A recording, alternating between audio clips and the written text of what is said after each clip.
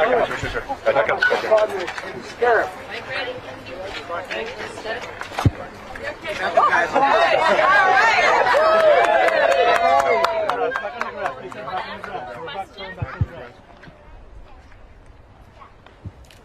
run the country?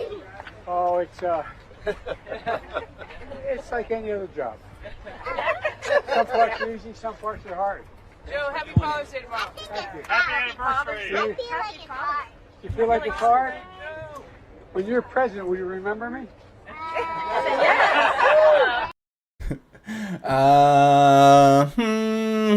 President Biden taking a tumble today on the bike path. And it's been basically the biggest news of the day today. It was a slow news day today beyond Father's Day. Welcome everybody to the stream. Happy Father's Day to all of our wonderful, amazing fathers out there that are tuned in. If you're a single dad, or if you're married, or if however you are a father, thank you so much for everything that you do to provide parental support to your children. I'm not a father, so shout out to all of those that are fathers. I'm Andrew Mercado from Mercado Media, independent journalist, U.S. Army veteran. We are on day 116 of covering the war in Ukraine. How are you guys all doing? Why don't you go ahead and comment where you're tuned in from. Drop a comment. Let me know what city, what state, where in the world you are watching from. Share this stream out. Spam the reactions on Facebook. And let's get into it here. So if you want to follow along with our mini news update, we have a world news update we provide in the description of the video beyond just the war in Ukraine. So I'm going to read that off here before we get into it. Beyond today, Joe Biden taking a tumble on the bike. Uvalde city officials are using a legal loophole and several other board exemptions in Texas to prevent the release of police records the police records related to last month's mass shooting that left 19 children and 2 teachers dead, according to a letter obtained by NPR in response to public information requests filed by member station Texas Public Radio. The city of Uvalde has hired a private law firm to make its case, which cited the, quote, dead suspect loophole to deny the release of information because of the gunman died in police custody. The legal exemption bars the public disclosure of information pertaining to crimes in which no one had been convicted.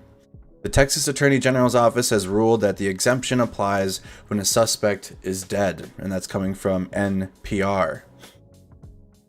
At least 25 people were killed by lightning or landslides over the weekend in Bangladesh, while millions were left marooned or homeless in low-lying northeastern parts hit by the worst monsoon floods in the country's recent history. That's per Reuters. So they had some terrible landslides. Bad monsoon season going on in Bangladesh.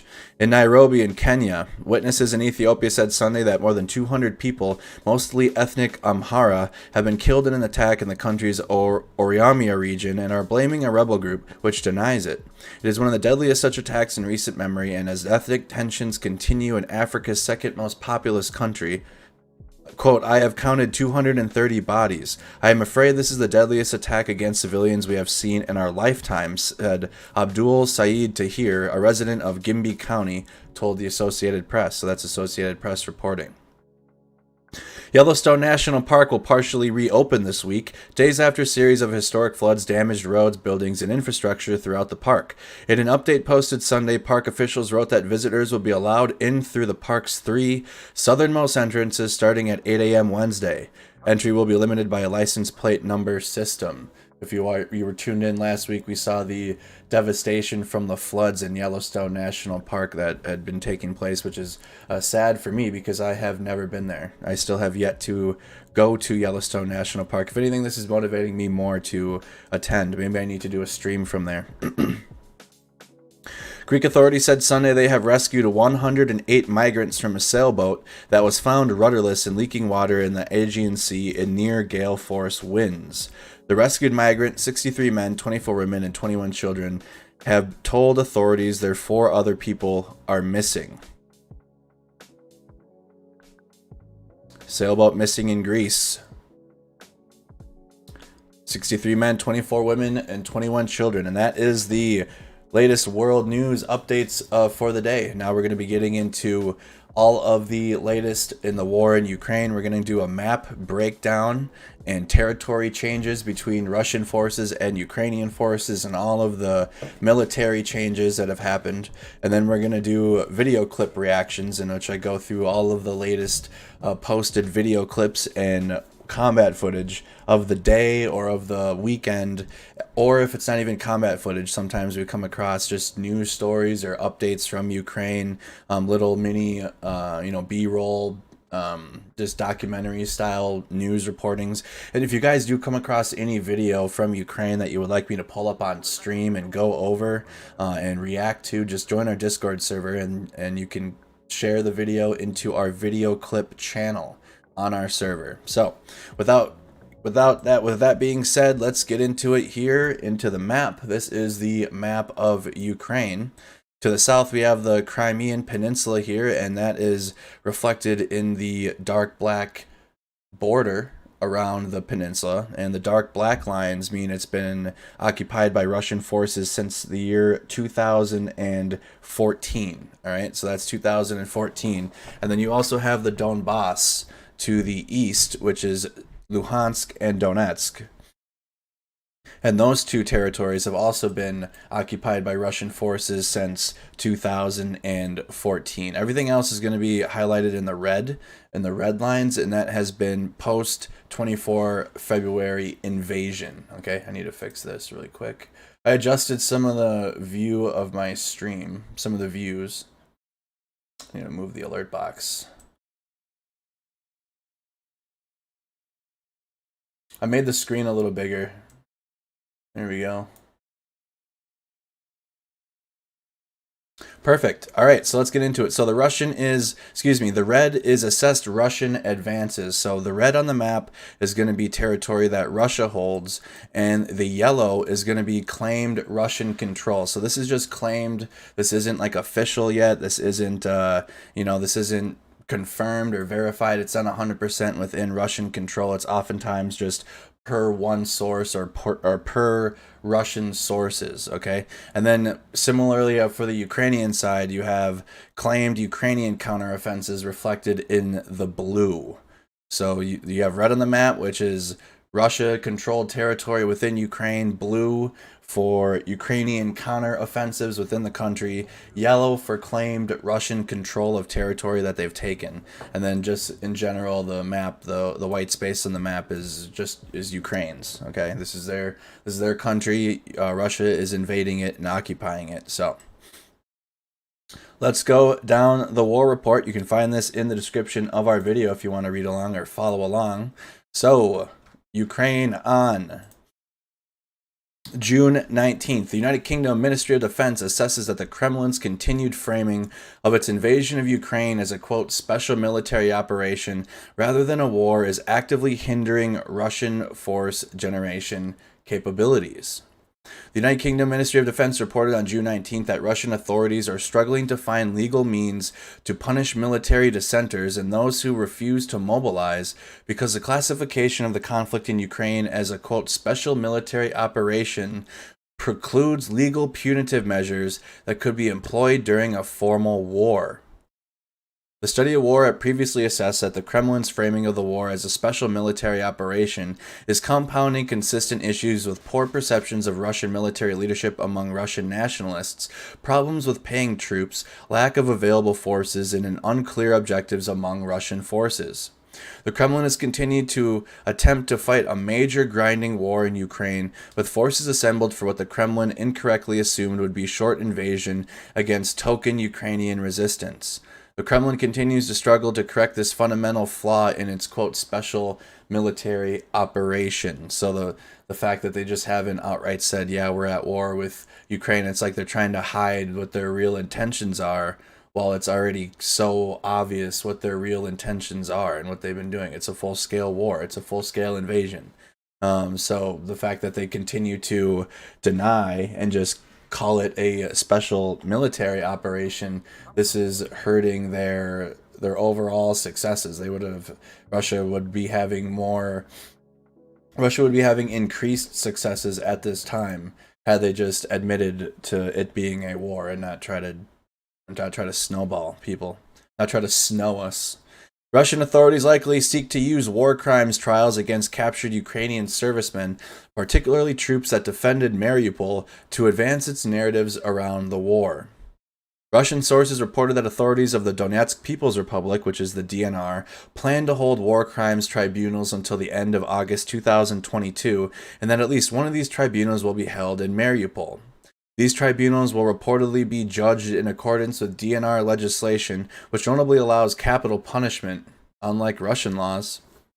Capital punishment. Sent to death.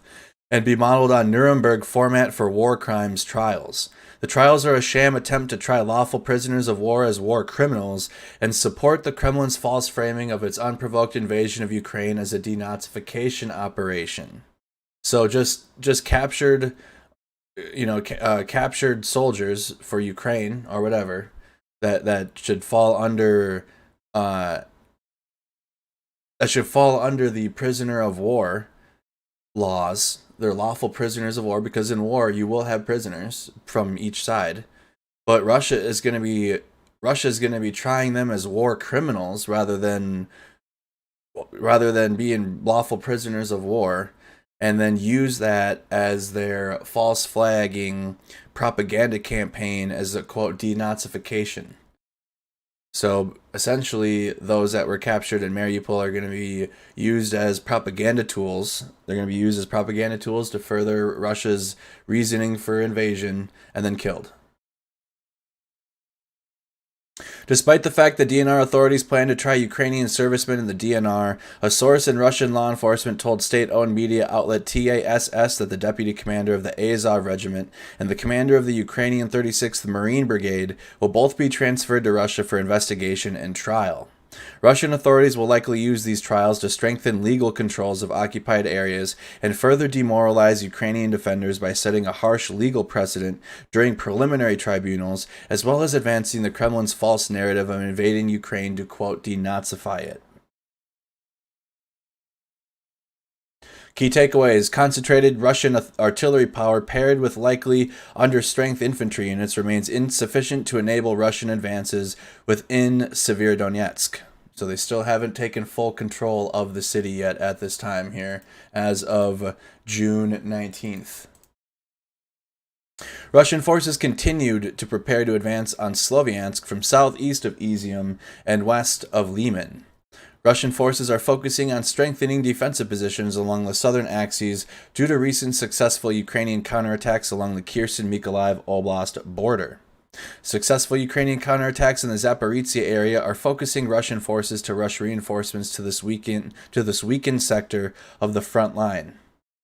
Russian forces are likely conducting false flag artillery attacks against Russian-held territory to dissuade Ukrainian sentiment and encourage the mobilization of proxy forces. So now we're going to go into the ins and outs of the map and changes. So their main effort is still Eastern Europe, Eastern Ukraine, which is comprised of 1 subordinate and 3 supporting efforts. The subordinate main effort is the encirclement of Ukrainian troops in the cauldron between Izium and Donetsk and Luhansk oblasts. Supporting effort number 1, Kharkiv city. Supporting effort number 2 is Southern Axes. And then we're also going to talk about activities in the Russian occupied areas, which is the areas that they occupy. That was kind of rhetorical, wasn't it? Russian occupied areas and the areas they occupy. Sorry, sometimes when I freestyle this, I repeat myself. Main effort, Eastern Ukraine. Subordinate main effort, Southern Kharkiv, Donetsk, Luhansk oblasts. Russian objective: encircle Ukrainian forces in Eastern Ukraine and capture the entirety of Donetsk and Luhansk oblasts, the claimed territory of Russia's proxies in Donbass. Concentrated Russian artillery power paired with the likely understrength infantry units remains insufficient to enable Russian advances within Severodonetsk, as Russian troops continued to fight for control of the city, but made few gains on June 19th. So let's look at Severodonetsk and the claimed Russian control. Here it is on the map.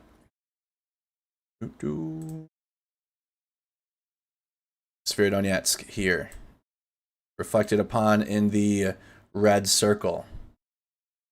Let's do that quick here. How do I undo that one? Perfect. And then we have the Ukrainian control over Lysychansk. That needs to be bigger. Ukrainian control over Lysychansk here. You got Ukrainian artillery. No. Ukrainian artillery launching from Lysychansk into Severodonetsk. This way. Russian advance. Russian advancing this way. And also this way. Got arrows. So the Ukrainians still have like the Ukrainians still have a way out through the west along the T1302 highway from Bakhmut to Lysychansk, which we'll talk about and we'll go over. But these are the main two areas here in the east, and the Severodonetsk Donetsk River that runs right through it. Let me see if I can highlight that. Bigger. Built. The Severodonetsk Donetsk River that splits both of them.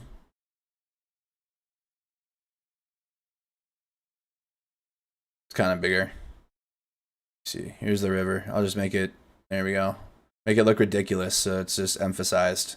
This is obviously emphasized. It's not this big of a river, but just to show you the river that runs through Lysychansk and Severodonetsk. In Lysychansk, the Ukrainians have a higher elevation, so they look down on Severodonetsk, and that's why they're having successes from their artillery.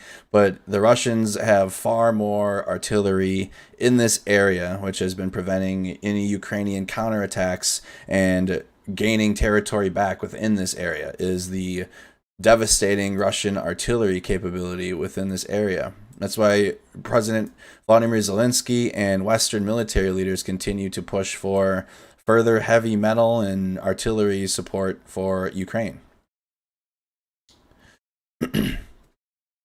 Russian troops conducted airstrikes around Severodonetsk and Lysychansk and strengthened their grouping of the south of the area around Kharkiv and Toshivka. Russian forces likely seek to levy their attempts to interdict the T1302 Bakhmut-Lysychansk highway to support offensive operations in Lysychansk. So let's go to Bakhmut. Let's do this. Do this and highlight the highway again. All right. I'm going to draw. Time to draw. I wish I could make that a little brighter blue. Oh well, that's going to be the brightest blue it's going to be. So here's Bakhmut. Circled, Ukrainian territory. Lysychansk. We should go like yellow for Severodonetsk, because it's mostly, again, that Azot industrial plant's about the only territory within Severodonetsk that isn't under Russian control. So we're going to go yellow here in Severodonetsk, overlap. And then let's do the highway, make it purple, just to make it easy to see visually. Show you that ground line of communication. Here we go. Going along the T1302 highway. There we go.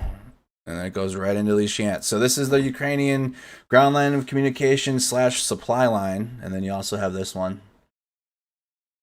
Pop quiz, what's the name of this highway? In the comment in the chat. Pop quiz, what's the name of this highway? Two major highways that are important. So you got the let's make that a little skinnier so I can write. T1302, and then you have the E40. Ooh. The E40 highway from Izium to Sloviansk, and then it also connects down to Bakhmut. All right, so let's also highlight. I forgot to highlight one city. Sorry. Forgot to highlight Sloviansk. No, that's not the right color. There we go. There's Sloviansk, Ukrainian control. Here's Kramatorsk, also Ukrainian control. Bam. All right, so you got the T1302 highway, main supply line from Bakhmut to Lysychansk, and then you have the E40 highway from Izium to Sloviansk, and then it also continues down to Bakhmut, and the Russians are focusing their their territory gains along these two highways, up in the Izium-Liman area, which is along the E40 highway, and then along the T1302 highway, which I'll zoom in here. Let's go do that now. I'll go back. So it's obvious. I'm obviously going to zoom out, but all of these cities along here, along the T1302, which is reflected in the yellow. Oh, now I lost my. Oh, dang it! So it's not perfect yet. It's still not perfect. I need one that I can move around. There we go. I need to find a drawing tool on here that I can move the map and then they stay in the same spot. But the Russians are focusing their territory gains, and they're fighting along this T1302 highway, which goes through Vaslivka and Berestov. So they're trying to cut off the Ukrainians' ground line of communication and supply line. If the Russians are able to cut off this T1302 highway completely from Bakhmut to Lysychansk, that will severely hurt the Ukrainian defense in Lysychansk. That's holding back the Russians from completely taking Severodonetsk. All right, so if the Russians completely cut this off, let's reflect that on the map. Use red. Trying to get the dark red. There we go. If the Russians cut this off here, that's not good for Ukraine, because then they're not able to get any supplies here. Don't use the blue. Ukrainian supply lines. See what I mean? The Russians cut that off, no more supplies. Let's continue on. I'll leave this up. I'll leave this graphic up here. No X, because they haven't severed it yet. Russian forces continue to prepare for offensive operations towards Sloviansk from the southeast of Izium and west of Liman, but did not make any confirmed advances in either direction on June 19th. Russian forces continued reconnaissance and artillery strikes against Ukrainian positions just southeast of Izium around Dobrov, Vinohrapilia, Krylukia, Borodarichny, and Dolnya, as well as to the west of Liman.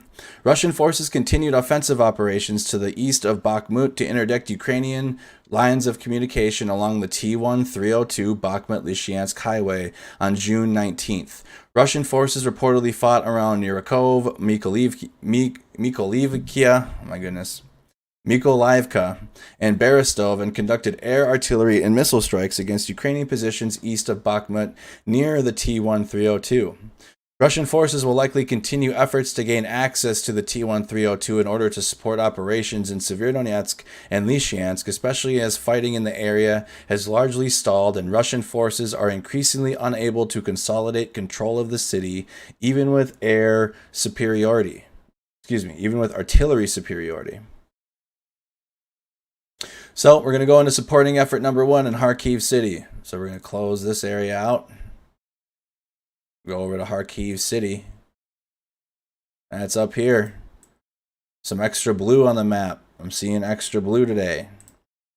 Russian forces focused on maintaining their occupied frontiers north of Kharkiv city and fired at Ukrainian positions in the northern Kharkiv Oblast on June 19th. The Ukrainian General Staff reported that Russian troops unsuccessfully attempted reconnaissance in force operations in Rubinzin, and Russian forces are likely fighting for more advantageous positions along the entire front line north of Kharkiv city.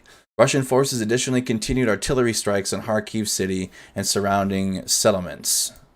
So not much change other than you had Russian artillery on the northern Kharkiv city. So just arrows. They aren't advancing, but this is where they focus their artillery efforts. Oops. And that last one. All right, artillery this way to the north of Kharkiv city. This is where the Russians are. Russians are in the red, Ukrainians are in the blue in their counterattacks. Gained a lot of territory. Gained a lot of territory back in the last month in the Kharkiv Oblast. So, not much changes on the ground, and the latest update here is artillery strikes to the north of Kharkiv city. All right, let's back out of here. Now we're going to talk about the southern axes in Ukraine as of June 19th. And again, I do over the last 24 hours of the war. This isn't a comprehensive assessment of the entire war thus far. I do a 24-hour broadcast. So this is all within the last 24 hours or ongoing or recently developing. So if you want comprehensive assessments, you're going to have to tune in every single night if you want to. Maybe I'll do weekly. Maybe I'll figure out some way how to do like a weekly assessment on like a Friday night or something, just so if you can't watch it every single night, you at least get like a bigger update. But these are focused on last 24 hours, okay, or below. Supporting effort number 2 is the Southern Axis objective to defend Kherson and Zaporizhzhia oblasts against Ukrainian counterattacks. Recent Ukrainian counterattacks have forced Russian troops to focus on maintaining their defensive positions along the Southern Axis on June 19th.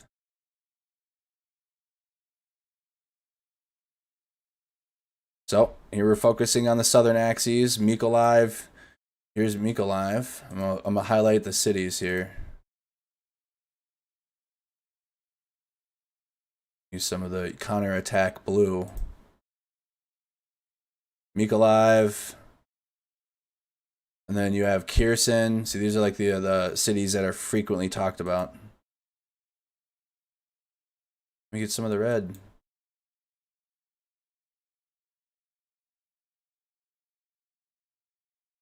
How's everybody doing on their Father's Day? Anybody do anything exciting today?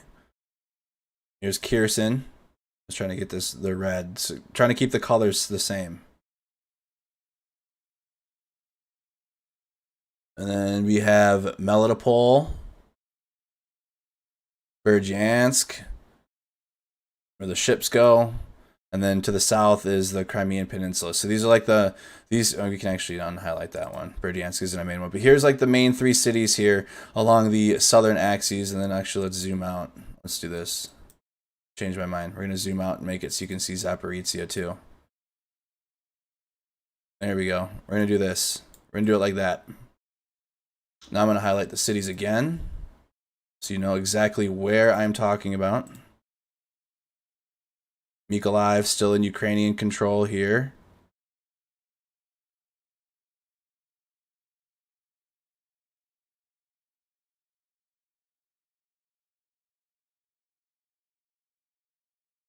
Kherson, Russian control.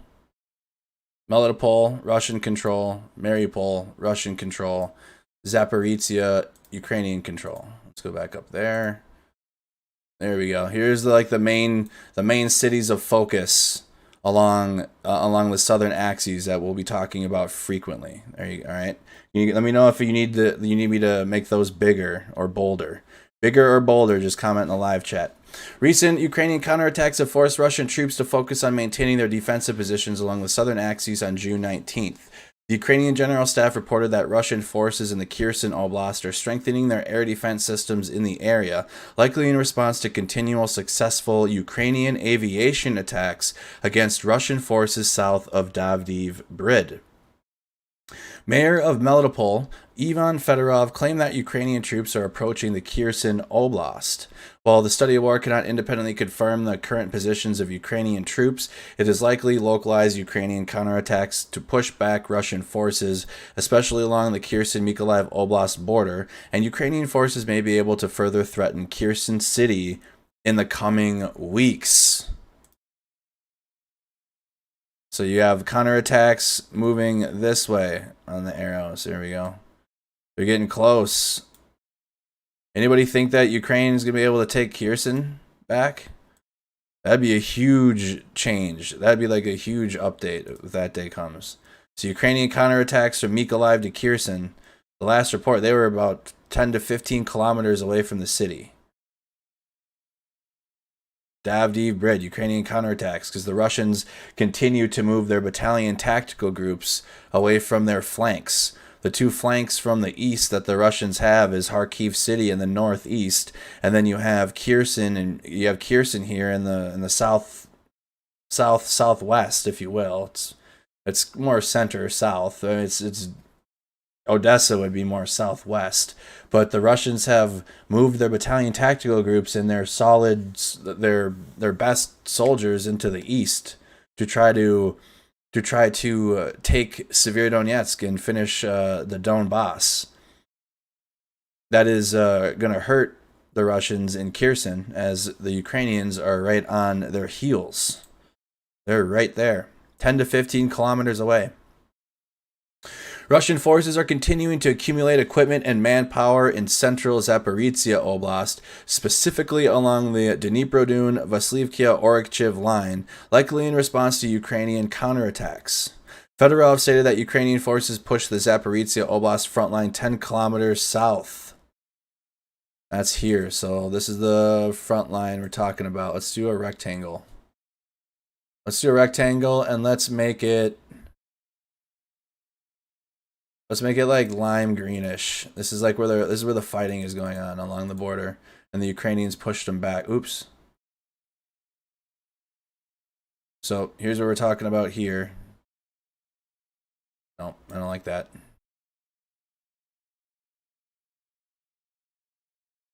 No, I don't like that either. Good enough. Right here. I wish it was a little smaller, but here is the region of focus that we are talking about along the Zaporizhia,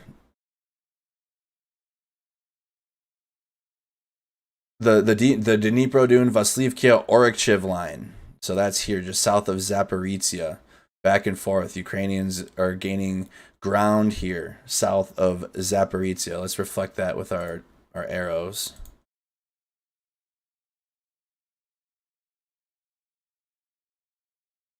So Ukrainian counterattacks this way.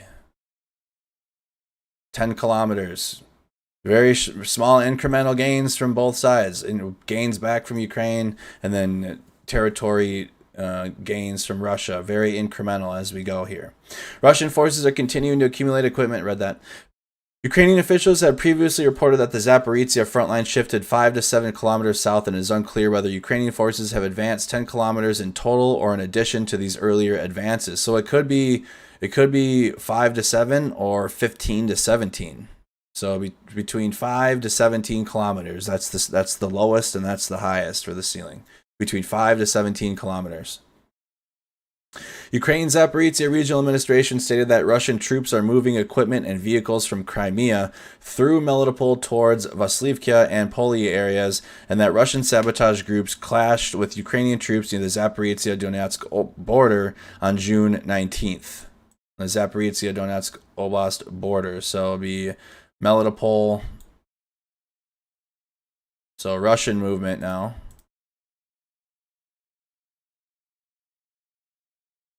I wish there was an easy way to get that red. There we go. Bang. See the arrows. Russians moving from Melitopol this way. There we go. Russian forces are likely accumulating troops in Zaporizhia Oblast to defend against ongoing Ukrainian counterattacks towards Melitopol that could threaten Russian control of the city. So you have two cities, Kherson and Melitopol, that are threatened, the Ukrainians are on their heels. Ukrainian counterattacks successful here in the southern axes. Huge successes for the Ukrainian military here in the south. I'm not sure why it's not being reported more. The East is definitely the focus of the mainstream news and everywhere, from both the East and the West. Russian forces continue missile and artillery strikes against various locations in Kherson, Zaporizhia, Dnipro-Tversk, Mykolaiv, and Odessa oblasts. Although Ukrainian air defense intercepted missiles before they struck Odessa directly, Ukraine's Southern Operational Command noted that Russian forces likely targeted Odessa and other areas and are not experiencing direct hostilities to exert psychological pressure on the population and undermine local economies. Ukraine's Southern Operational Command additionally reported that Russian forces are restructuring their naval grouping to include more submarines, which is likely a response to successful Ukrainian attacks on naval assets in the Black Sea. Which is wild, because Ukraine doesn't have ships. It's all land. It's all surface to air, or they're, oh my god, just they don't have any. They don't have battleships. They don't have anything. And the Russian Navy's having a hell of a time. Hell of a time. So, activity in Russian occupied areas. Russian objective: consolidate administrative control of occupied areas, set conditions for potential annexation into the Russian Federation or some other political arrangement of Moscow's choosing. Russian forces are likely employing false flag artillery strikes against infrastructure in Russian-held areas of Donetsk Oblast in order to dissuade pro-Ukrainian sentiment. That's what they've been doing that since 2014. Like that's nothing new. And encourage the mobilization of proxy forces. Open source Twitter accounts confirm Study of War's previous assessment that artillery attacks against Donetsk city were likely conducted within Russian-held territory, refuting accusations made by Russian authorities and blame that Ukrainian troops for the attacks. Such false flag attacks are likely being propagated by Russian authorities to create hostility towards the Ukrainian military. So sounds just like more of the same of what they're doing in the east. Russian-held areas of Donetsk Oblast. So that way, when the Ukrainian military is getting close here. Let's do that in green again. How do I get my green back? Oh well, I'll just have to make a new green. New green. Oops. Oh no. Thought I lost it there. That's going on. That'd be going on here. Focus. Attacks within the Donetsk Oblast from Russians. False flagging to say that it's the Ukrainians. More of the same. More of the same. That's what their MO has been since 2014 in Donetsk and Luhansk. So again, key takeaways from all of this: concentrated Russian artillery power paired with likely understrength infantry units remains insufficient to enable Russian advances within Severodonetsk. Russian forces continued to prepare advance on Sloviansk from the southeast of Izium and west of Liman. Russian forces are focusing on strengthening defensive positions along the southern axes due to recent successful Ukrainian counterattacks along the Kherson-Mykolaiv Oblast border. Successful Ukrainian counterattacks in the Zaporizhia area are focusing Russian forces to rush reinforcements to this weakened sector of the front line. Russian forces are likely conducting false flag artillery attacks against Russian-held territory to dissuade Ukrainian sentiment and encourage the mobilization of proxy forces. And that is the update from June, the year of our Lord, June 19th, 2022. Also today, the NATO experts, or those that are in world power governments that have, they're talking heads for this. They're featured on mainstream news often. They're now starting to say that this war is going to go on for years. It's going to go on for years. We've done a poll already a few times. We can do that tomorrow. But I'm interested today in knowing, or I want to find out from the viewers on both Facebook and YouTube. I'm going to put up the poll here. We're about to get into our video clip section of the stream of who you think is winning this war. I want to know. Just be honest. It's going to be either Russia or Ukraine or unsure. That's going to be the three options: Russia, Ukraine, or unsure. So while I get that going, I'm going to get the video clip section started. Let me pull this up here. Of course, I didn't have it connected properly. Start with John. Give me a second, you guys. Apologies.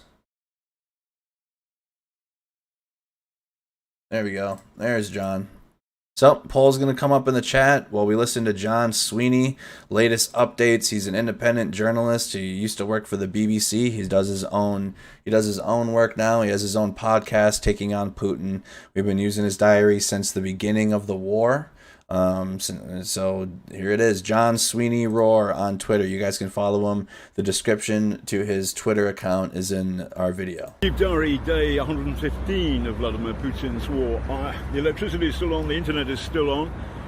There are no Russian tanks in Khreshchatyk, and I feel a complete twit wearing my lucky orange hat in this heat.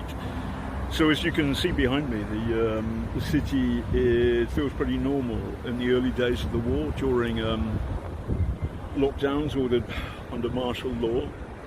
There was nobody at all on this street. Now it feels normal. By the way, I think I've been perhaps a little too pessimistic these last few days, and so today I'm going to do reasons to be cheerful. First of all, this side, the Ukrainian side, they're the goodies, and Vladimir Putin's side, they're the baddies. Full point, no question. What was good about the European leaders, Scholz and Macron in particular, coming to Kyiv and seeing the evidence of the Russian army's brutality with their own eyes, it's a real positive thing. I don't like Boris, I don't trust him, but he's good as far as delivering weapons to Ukraine when they needed it most. Fair play to that, which should always be fair. And the other thing is that, yes, the war in Donbass, it's a real meat grinder, but the battle for Kherson, this big city near Crimea in the south, that's going pretty well. The Ukrainians have now taken more land near Kherson, it's spelt with a K but pronounced with an H, Kherson, than the Russian army has taken in the Battle of Donbass.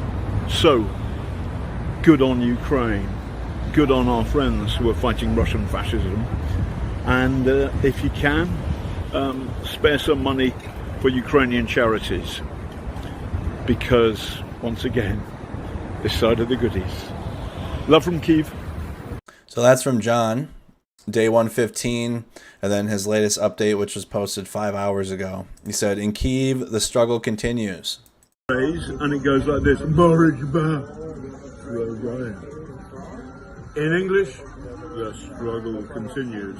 Oh, and also, okay, one other word. Vladimir Putin, do fuck off. Vladimir Putin, do F off. So that is John and his Twitter account. You guys can follow him. He's been in Kyiv, or he was in Kyiv at the beginning. He took like a couple weeks and went back to London, and now he is back in Kyiv giving his updates. So now we're going to go into the combat footage and any combat clips coming out of Ukraine. I missed a few from yesterday, so I'm going to be touching on any that I missed from yesterday and then go into all of the clips that have been released on the 19th that have come out. So this is LNR forces, which is the Luhansk separatists, are using a captured Milan anti-tank, ATGM against Ukrainian forces at the Azot factory. Anti-tank guided missile. All right. Огонь корректируют при помощи камеры наблюдения, установленной на заводской трубе. Ее решено уничтожить с помощью трофейного ПТУР «Милан», который бойцы 2-го корпуса народной милиции недавно нашли здесь же, на брошенных позициях ВСУ. Расстояние до трубы около 2 километров. Попадание точное. Натовское оружие сработало против тех, кто должен был им воспользоваться. Наша правдоподобность больше, это до 2 километров бьют, а наши установки бьют до 4 километров. Ну, на 2 километра она вообще отлично работает. Огонь. He said, I'm glad I'm here and I'm not Putin's shit boy. I'd rather be here than being Putin's shit boy. Video from Ukraine's 81st Air Mobile Brigade showing M777 howitzer strikes that have reportedly destroyed a Russian tank and 2 BMPs. So you got Ukraine artillery strike on 2 Russian vehicles. Is that Call of Duty music? Oh, some of the music choices are from literal video games. So this section of the stream, I go into all of the latest combat clips from the day. Again, this coverage is within the last 24 hours, and I react to it and watch it. I'm sure some of these clips y'all have seen through various sources and your own research for the day, but I have not seen these, and I do like to wait, and I don't watch any of the clips from the day, and I watch them for the first time with you guys every stream.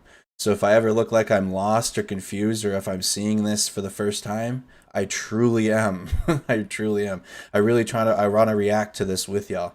Video reportedly from yesterday of 2 Project 1171 and 4 Project 775 large landing ships. Looks like 2 Russian ship. Looks like some Russian ships before they transition to a submarine.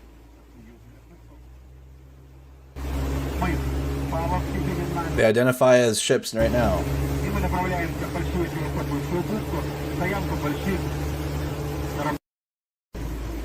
Okay, that was from the 18th.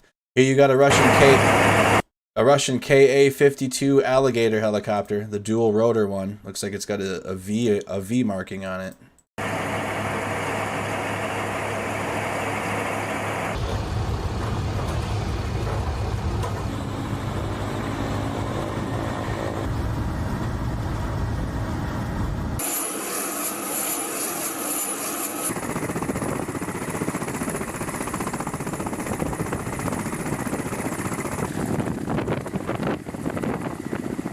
Can you guys also see the chat on the left a lot easier now? I adjusted some things so that way the video is a little bigger on the screen and then the chat is smaller but more visible. Let me know if it's better.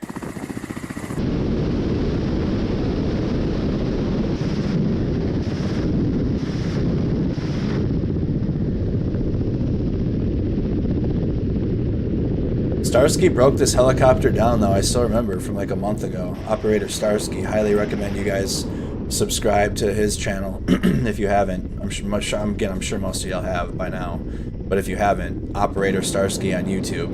And he broke this helicopter down, and after watching his breakdown, it's nothing to be like wowed about. You know what I mean? Nothing to be wowed about. If anything, Starsky's videos have showed how the Russian technology and equipment is just junk.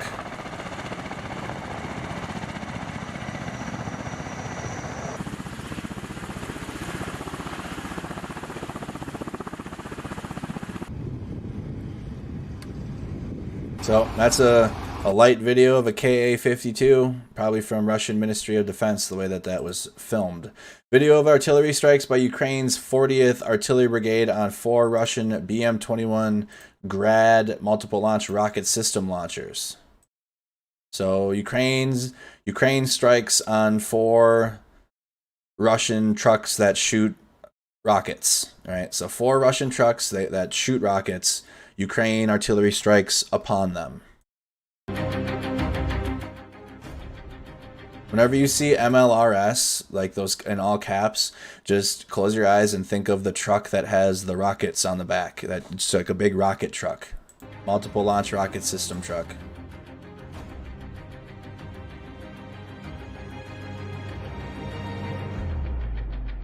Thank you, Luba, for the 100 stars. Thank you, Lynette, for the 100 stars. Thank you, Noah, for the 200 stars. Thank you, Tasha, for the 100 stars.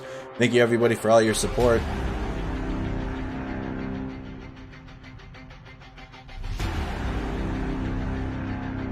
There's the trucks.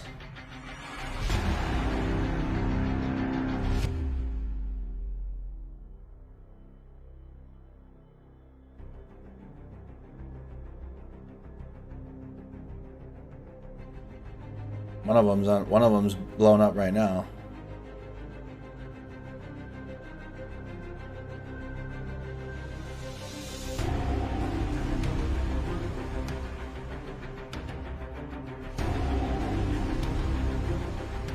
Oh, there's a second one. Second one was hit, so there's 2 left. You can see how the launch angle for the rockets is a little bit a little bit to the driver's side, pointed off of the driver's side of the truck. You can see the launch angle.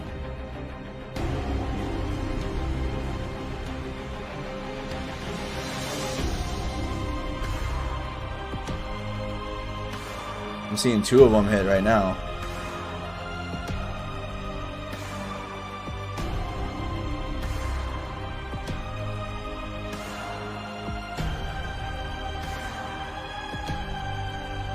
Very accurate.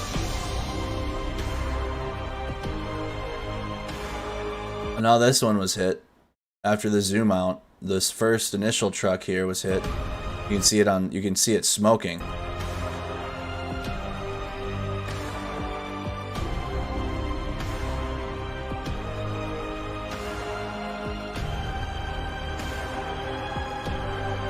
Well, the video cut off before I could see if this second one was hit or not. This one that we were right here. I'm not sure if this one was hit or not, but definitely this first one that we saw earlier was hit right here. Smoking. The smoke covers that second truck, so but if they hit the other ones, likely that they hit that second one too. Pretty damn accurate artillery. Russian T-72 tank with a roof screen. What? At Zaporizhzhia nuclear power station from earlier in the war.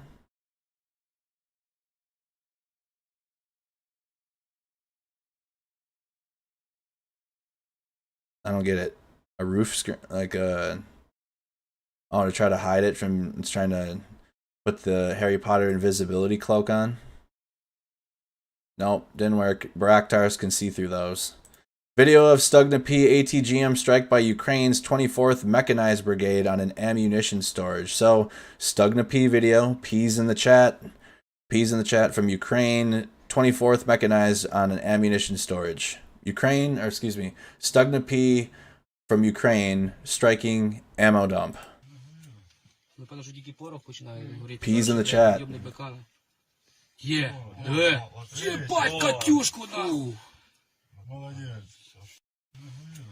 Напевно, що тільки порох починає горіти. Зараз ще, блядь, вйобне бекана.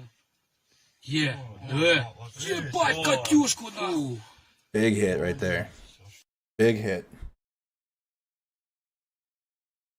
Photos of the Mi-17 5 helicopters of the Afghan Air Force being loaded onto US C-17 aircraft for Ukraine from early May and April. Interesting. Didn't know that. Ukraine's using some Afghan Air Force aircraft. Facilitated by the US Air Force. Interesting. Weird. Super weird. Video of D-30 artillery strikes from Ukraine's Kraken unit on Russian forces in the Kharkiv Oblast. It's another Kraken unit video. This is their special forces that have been retaking villages in Kharkiv. All right, Kharkiv is that northeastern city we discussed in the beginning of the stream. Oh my god, dude. Listen, even big YouTubers are having these porn bot problems. I've been watching them. They're commenting on big YouTuber videos now. I don't get it. YouTube needs to get a handle on those. It's ridiculous. Crack.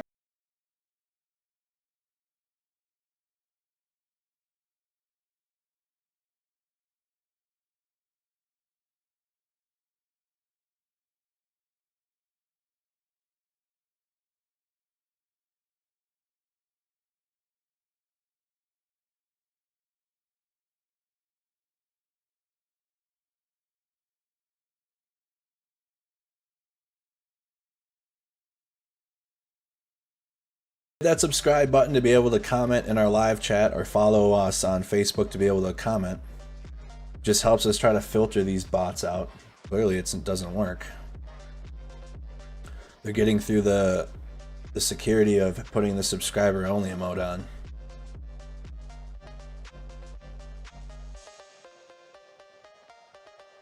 So again, that was a video of Ukraine's Kraken unit on Russian forces in Kharkiv Oblast.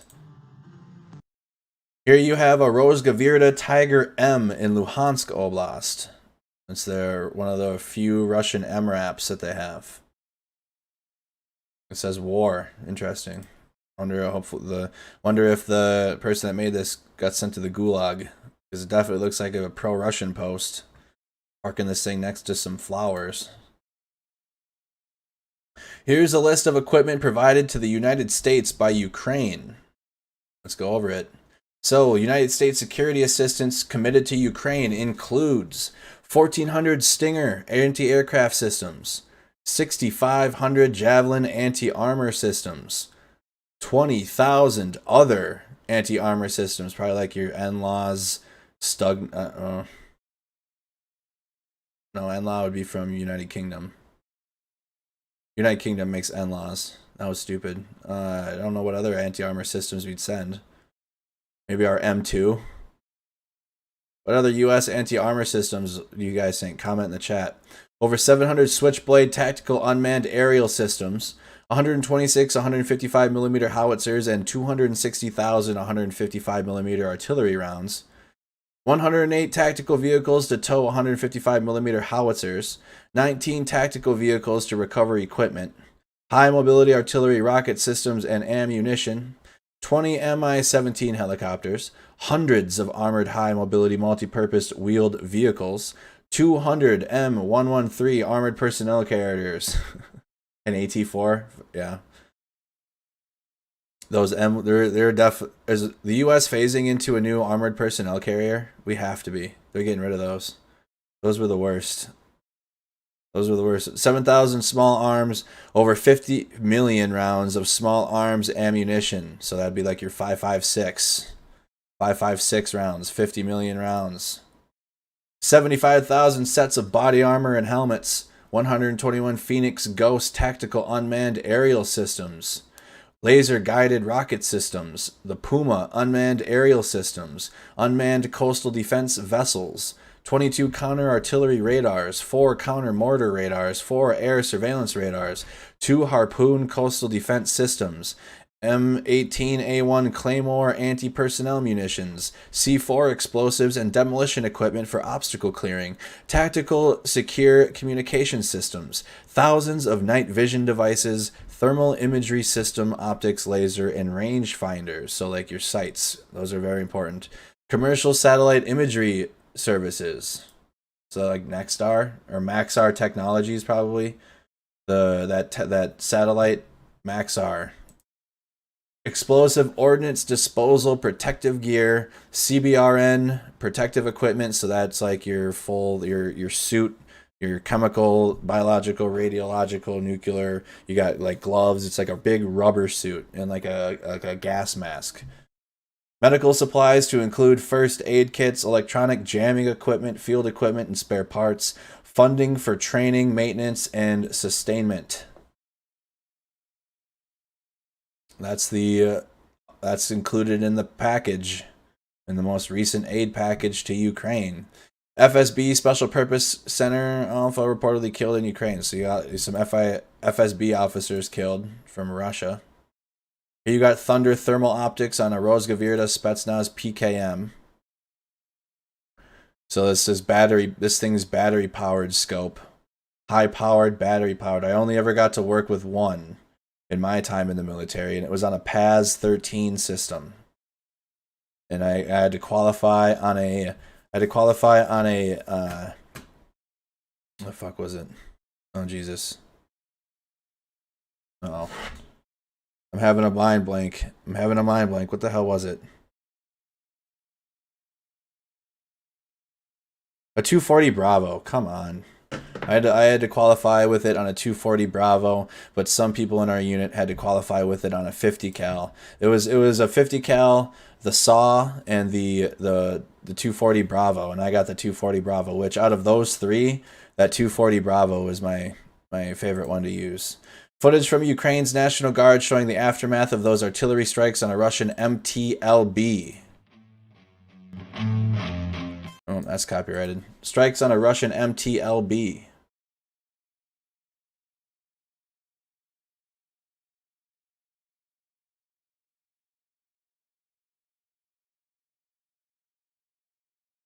Ooh, so the percentages have changed. Do I have the poll up on Facebook yet? No, I'm sorry, Facebook. It's up on YouTube right now. It's interesting. We got less than 50% think Ukraine is winning, 35% for unsure, 17% for Russia. That unsure category is getting more and more votes as the weeks are going by. I gotta put it up on Facebook too. I do apologize. Who is winning? Who is winning more? Yes. No. Unsure. You can put unsure if you're unsure. So I include it.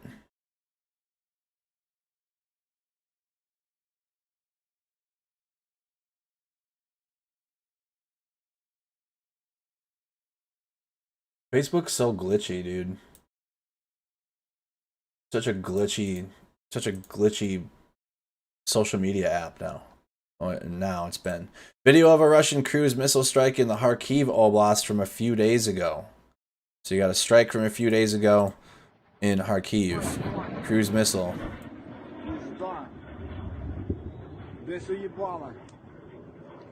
Ебать, давно полетіло. Падає. Озеро, блядь, десь коло озера. Озеро. Ебать.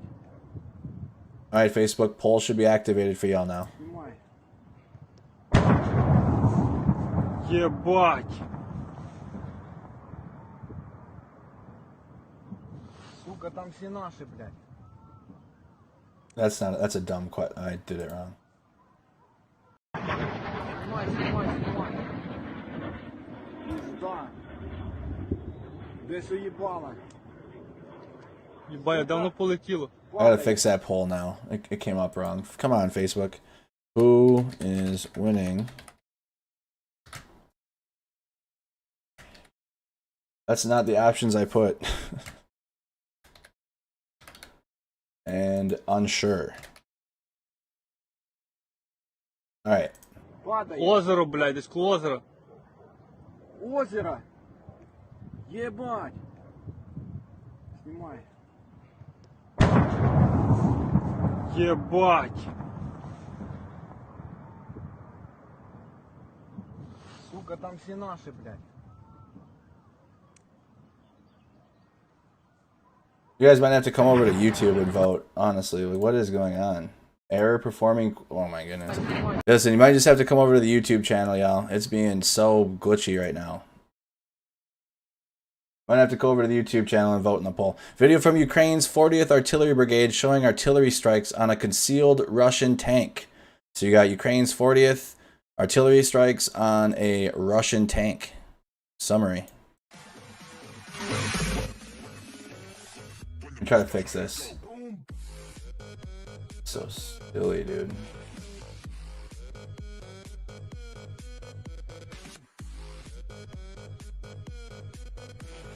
Okay. Alright, Facebook. It should be getting fixed now. You should have a new poll coming up. Should have a new poll coming up, Facebook. Alright.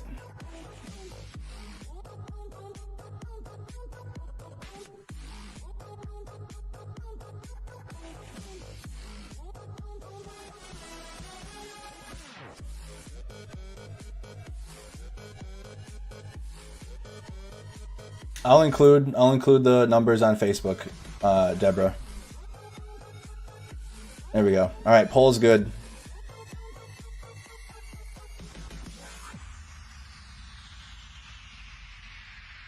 Throws me off when things don't work properly when they should be. Panic ensues. You got the Russian tank in the wood line here in this tree line. That's what you see on fire. Russian tank. Ukraine's 40th.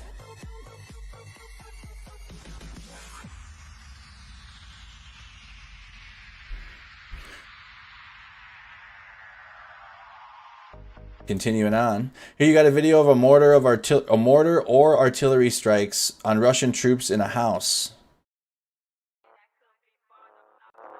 Mortaring Russian troops or an artillery strike, one or the other.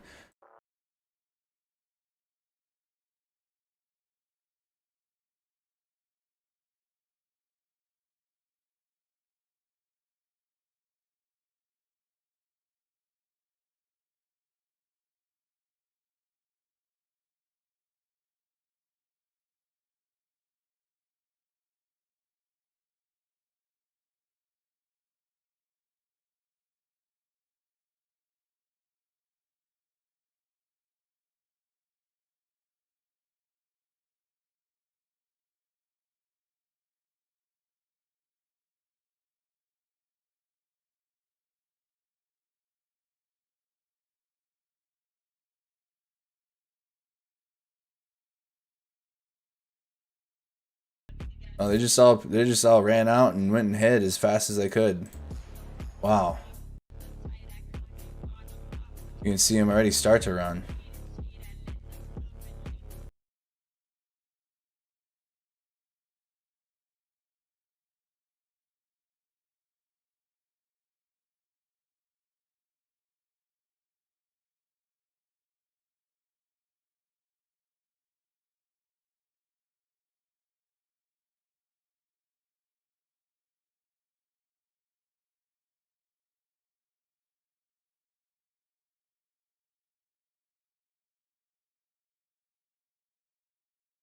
These UAVs.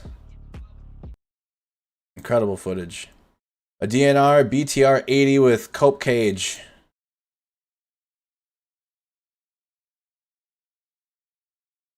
Wow.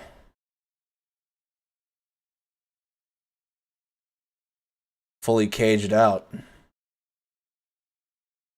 got the OZ.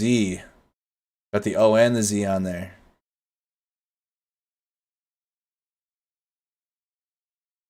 Yep. That's a BTR-80, all right, with some cope cage on armor on there. Video of a Wagner private military contractor with a technical reportedly near Borodarichny in Sloviansk. Мы из России. Доброе утро. Мы из России. Right. Wagner private military contractor with a technical. Here's a video of a Black Sea Fleet Project 11-356 frigate launching a Kaliber missile. So a Russian ship launching a cruise missile.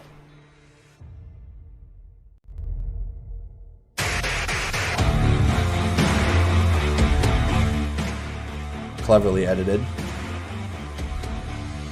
Yeah, so like a technical is like a pickup truck with like a 50 cal on it, or a DSK, or like a big, like at least 7.62 rounds. I mean, you can put a squad automatic weapon, have like just a automatic weapon on it, but technicals mostly have like a 50 cal on it, but it's like a Toyota or a Honda Helix. Or a Honda Helix often. That's like a Honda Helix is basically the technical truck. Low-flying Russian Su-25 attack aircraft. Yeah, just like SSS Pop said, usually a Helix. I don't even think they make those available in the United States.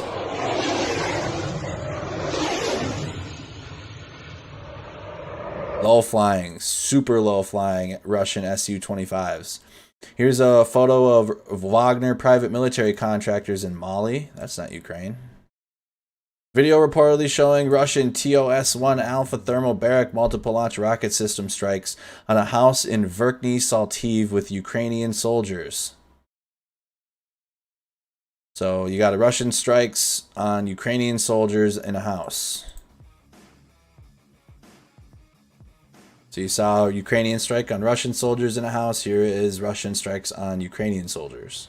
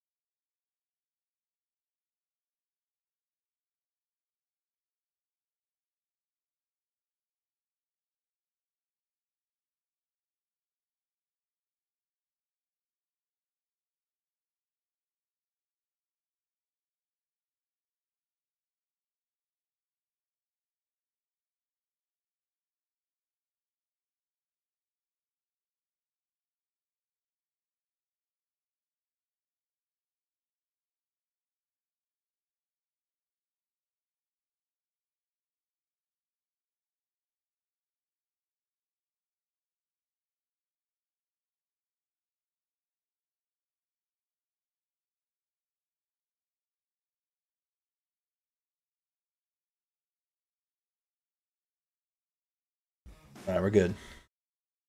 I didn't really see the house get hit, though. Are we supposed to imply that?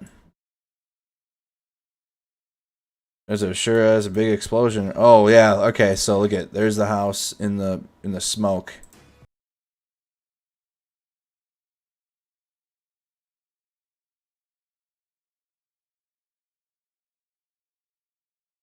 Uh,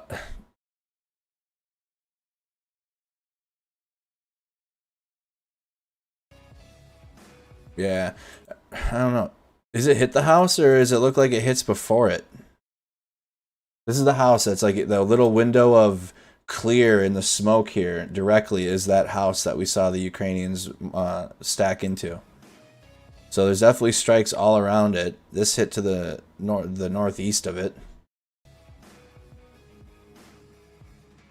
Either that was like a direct hit right on the house or that landed in front of it and engulfed and like you can't see it.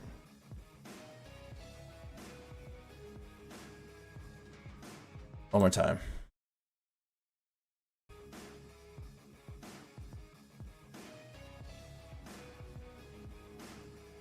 I don't know, because the fireball's like right here and it's like not on the direct, it's not right on the house. It's throwing me off. One more time. One more time. Promise, I'll move on. The fireball is like here though.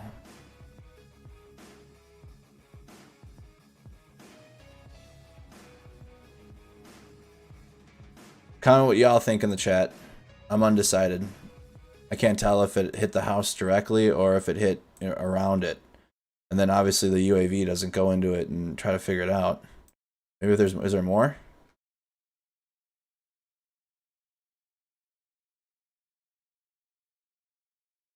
This person says it looks fake and doctored. Look at the streets and surrounding 2 clear locations. Russians are still open with propaganda information.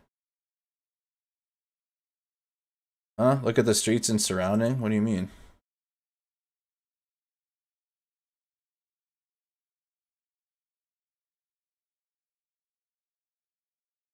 Am I missing something? No, it's like this is just mossed over. It's like an entrance. No. I don't know what that Twitter user is talking about. It's not a doctored video, it's whether or not it actually hit the house or not. What do you guys think? It did. I don't know, there's a lot of force. It hit the house, Robert seems to think so. Does it really matter if it hit the house? No, just topic of conversation. Going through, again, I'm reacting to these videos for the first time, just seeing them. Photo of Russian Spetsnaz servicemen with a thermal weapon sight, aim point, micro T2, and a puff gun magazine. Puff gun magazine. There's that high-powered sight on there. Battery-powered, high-powered thermal weapon sight. Here you got photos of captured Russian BMP-2 with a 675 SB-3 KDZ cage armor by Ukraine's 10th Mountain Assault Brigade. Captured Russian vehicles with cope armor.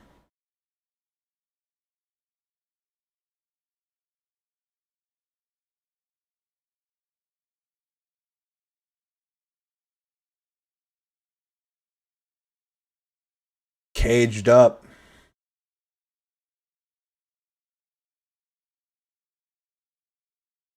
Video of Russian airstrike in the Bakhmut area. This was 4 hours ago posted. Possibly by a Kh-59 Mk2 missile. So airstrike in Bakhmut. Russian airstrike in Bakhmut.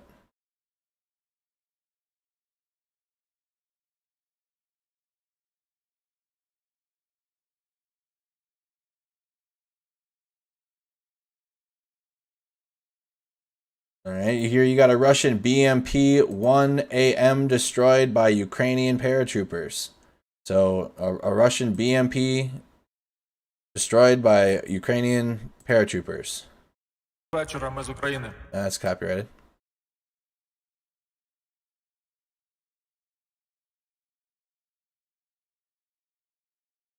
Well, all the fathers out there have had an amazing Father's Day. Happy Father's Day. From myself and everybody at Mercado Media. Oh, wow. Sheesh. God dang.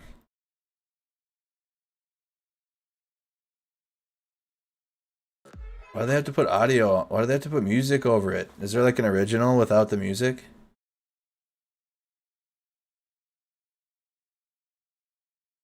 Dang.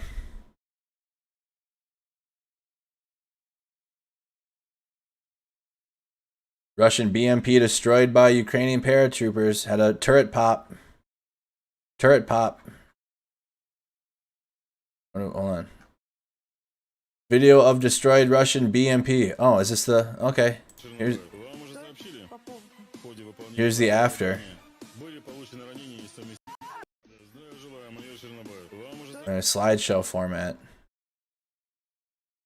Then you got a Russian Su-25 attacked aircraft in the Severodonetsk area. Russian Su-25s.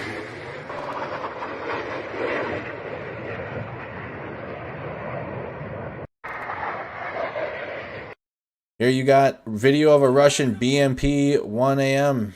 Is this the third video? This is the same thing? Yeah. So here's more from the strike on the BMP. Why do they have to put, because of the algorithm, huh? If they use sounds, then the video will get more views. That's why they use sounds.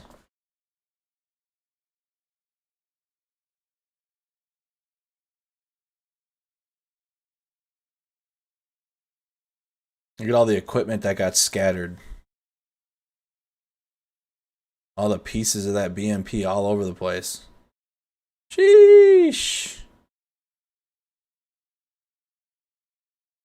So here's the before. I think it gets like right here. Sheesh.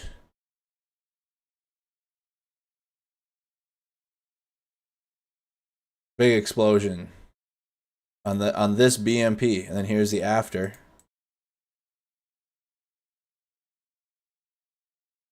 Muted for the two copyrighted audios in both of these clips. Both of them have copyright audio for sure.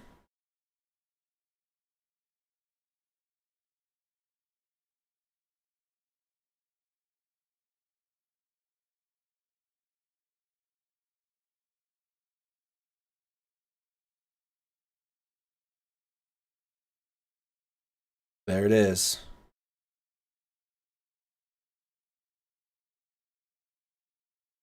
Destroyed. And that looks like it's it for today. An hour ago, said that the DNR's 1st Army Corps headquarters in Donetsk was destroyed by a shelling. That was posted an hour ago. So yesterday on Saturday, 1st Army Corps headquarters in Donetsk was destroyed. From Igor Gherkin. So let's go into the Ukraine War Video Report mega thread on Reddit. Any videos that we missed from today from Rob Lee's timeline. The Ukrainians put the burned out Russian military equipment right in the center of Kyiv. You can see tanks that stormed Ukrainian cities and shells that shelled civilian infrastructure. We had seen a clip of this at the end of last week. They were putting it out there for show. Right in the center of Kyiv.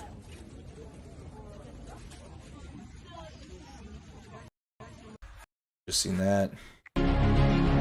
Video for Father's Day from the ground forces of the armed forces of Ukraine.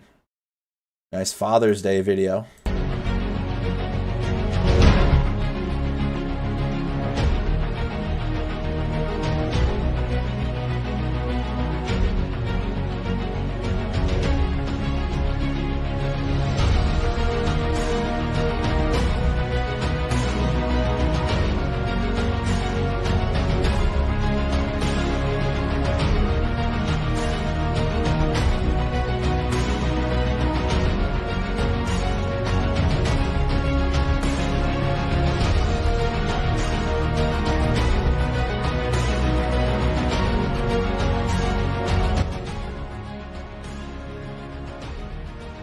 Father's Day compilation.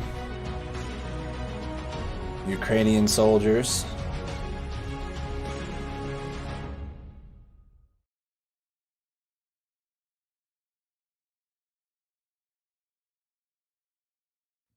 All right. Zelenskyy. Tomorrow is a historic week begins, one of the most important since 1991, a week where we will hear the answer from the European Union on the candidate status for Ukraine. And in such a week, we should expect greater hostile activity from Russia. We're going to hear an answer from the European Union on the candidate status for Ukraine. What a big week then. It's going to be a big news week for the war. You guys think that they're going to... What? There's no way they're going to get denied. If they get denied, I will have... I'm deeply concerned for any governmental entity. Gross if they get denied. I swear to God. I swear to God. So here it is from President Zelenskyy. We're going to find out this week, sounds like. Наші захисники, захисниці, сьогодні в нашій країні було багато привітань. 19 червня – це День медика, одночасно День батька, День фермера. Звичайно, хочу подякувати сьогодні усім нашим лікарям, усім українським медичним сестричкам, які від 24 лютого буквально на передовій. Дякую за десятки тисяч других днів народження, які ви подарували нашим військовим, нашим цивільним, нашим українським дітям. Дякую за порятунок життів на фронті, за порятунок в лікарнях, в госпіталях по всій нашій державі. Українські лікарі – це безліч прикладів надзвичайного героїзму тих, хто робив операції під обстрілами, хто працював в блокаді в Маріуполі, хто витримав окупацію, полон і навіть в таких умовах, наскільки це було можливо, рятував життя, найголовніше.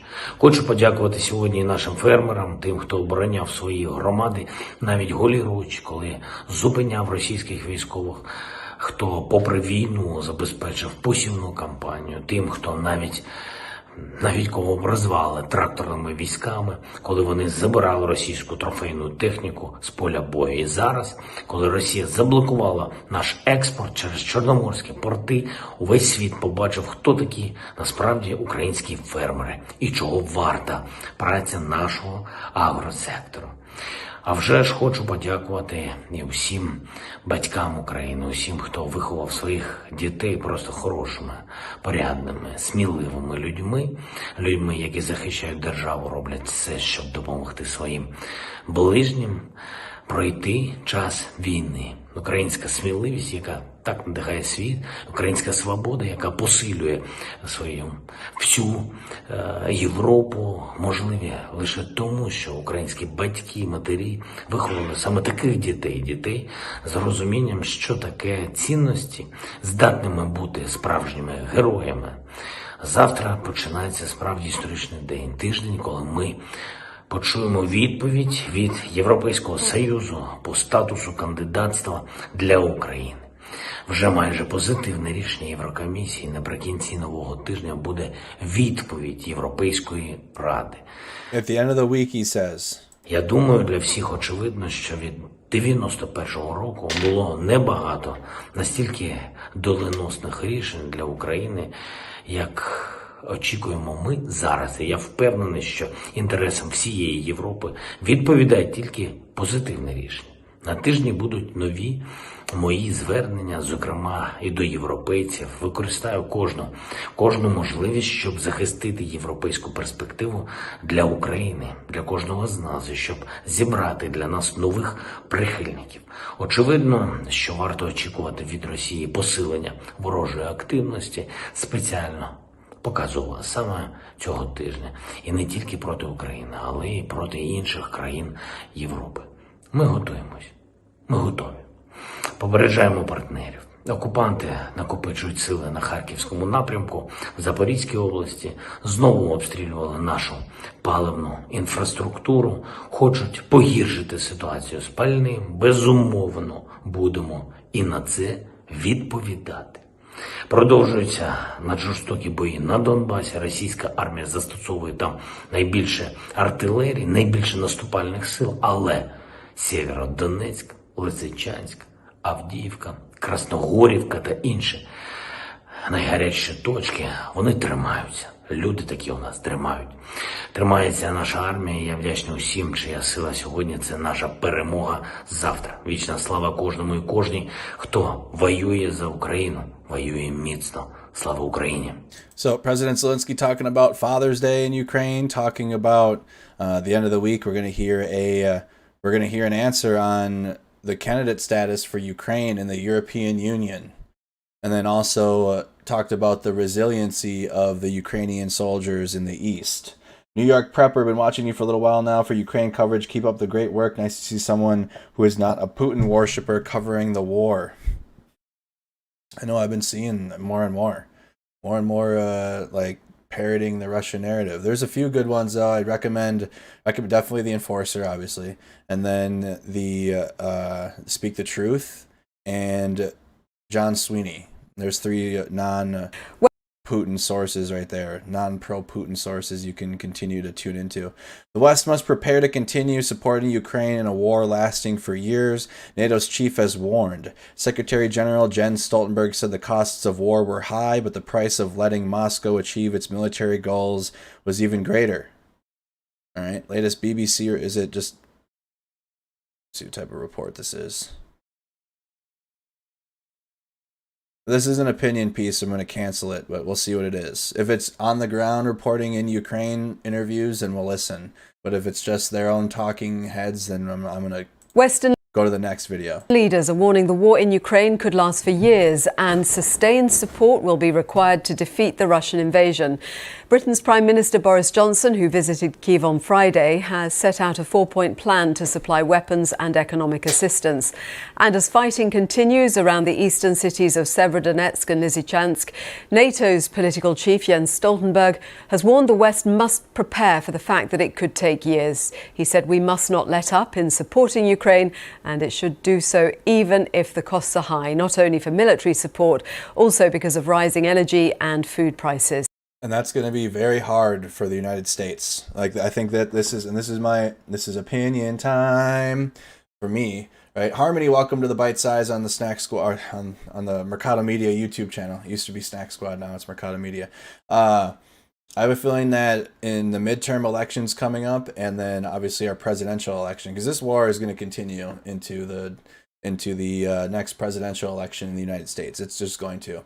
And aid funding for Ukraine is, and this is my crystal ball time, it's going to be a campaign talking point of how much more money is the United States going to be sending to Ukraine. It's going to be a big deal. Now, it's just, there's rumblings right now. People are getting frustrated, people in the United States, because again, the United States very much focused on only what we have going on. It's very hard to convince Americans for a long period of time to care about what's going on in other countries. I'm not saying that because I agree with it. I wish it was different. Just being a realist here. All right, Americans have very short-term attention spans. And we're in the area now where Americans definitely, like the majority of Americans, are not tuned into the war in Ukraine. They're not putting it in their forefront. What Americans can see is rising gas prices, energy, and food prices. Now you could sit there and explain to them why this is happening, but they don't want to hear that, because in America it's all about who the political people are, who's in charge, who's running things. They don't want to hear the real reason. So when election season comes back, funding for the war and funding for Ukraine will be a campaign talking point. Just wait on it. If I'm wrong, I'm wrong. I'll admit it. I'll tell you. Our correspondent Joe Inwood has been examining the long-term prospects for Ukraine as it attempts to resist and rebuild. We're getting really a consistent message from leaders in the West now that people shouldn't expect a quick resolution to this. I think that tallies really with what people here have been experiencing and expecting. And it's for two reasons. Not just that the fighting is going to take a long time and they're going to need military support for a long time, but if you look just behind me, you can see the level of destruction that this town has undergone. Over there, the town of Irpin, 60,000 people used to live there. They reckon just in this one small town, more than $1 billion of damage has been done. Now, of course, as you can see, they have rebuilt. They are starting that. Oh yeah, they rebuilt the bridge next to it. So this bridge here has been famous for photos of the kids that were hiding under it when they were trying to trying to evacuate from Irpin and Bucha into Kyiv. All the kids and everybody had to walk underneath this bridge to get to the other side. They already rebuilt another one. Little bridge there was only put up a few weeks ago, it was an attempt, obviously, to bypass the damage done here. But there is a huge amount of devastation that's come about as a consequence of this war. And as people say, it's going to take a very long time to sort all this out, even after the fighting is finished. And in terms of Ukraine getting what it needs from other countries, it's been a recurrent theme. Other countries have stepped up, and obviously a lot of things have gone that way, but they still say there is more that they need. What's the latest on that front? So we've had more promises of weapons over the last few days. Just over the last 24 hours, the Americans say they're considering sending more HIMARS, more multiple launch rocket systems. But really, it's a never-ending stream of requests from the Ukrainians. They say they need a huge amount of equipment, far more than has been promised. And that's because they are facing these overwhelming odds because of the strength that the Russians have in the east of the country. Just one thing I wanted to bring people's attention to, that we've had some really interesting comments from the new head of the British Army in the last hour or so. Sir Patrick... I should have included this in the beginning, but what he's going to say is that this dude told the United Kingdom British soldiers to be ready for another war in Europe. He said this today. It's shocking. Sanders, who has given a really remarkable interview to the Press Association, I thought, in London, where he's talking about the fact that he needs to prepare a British army to fight in Europe again. What?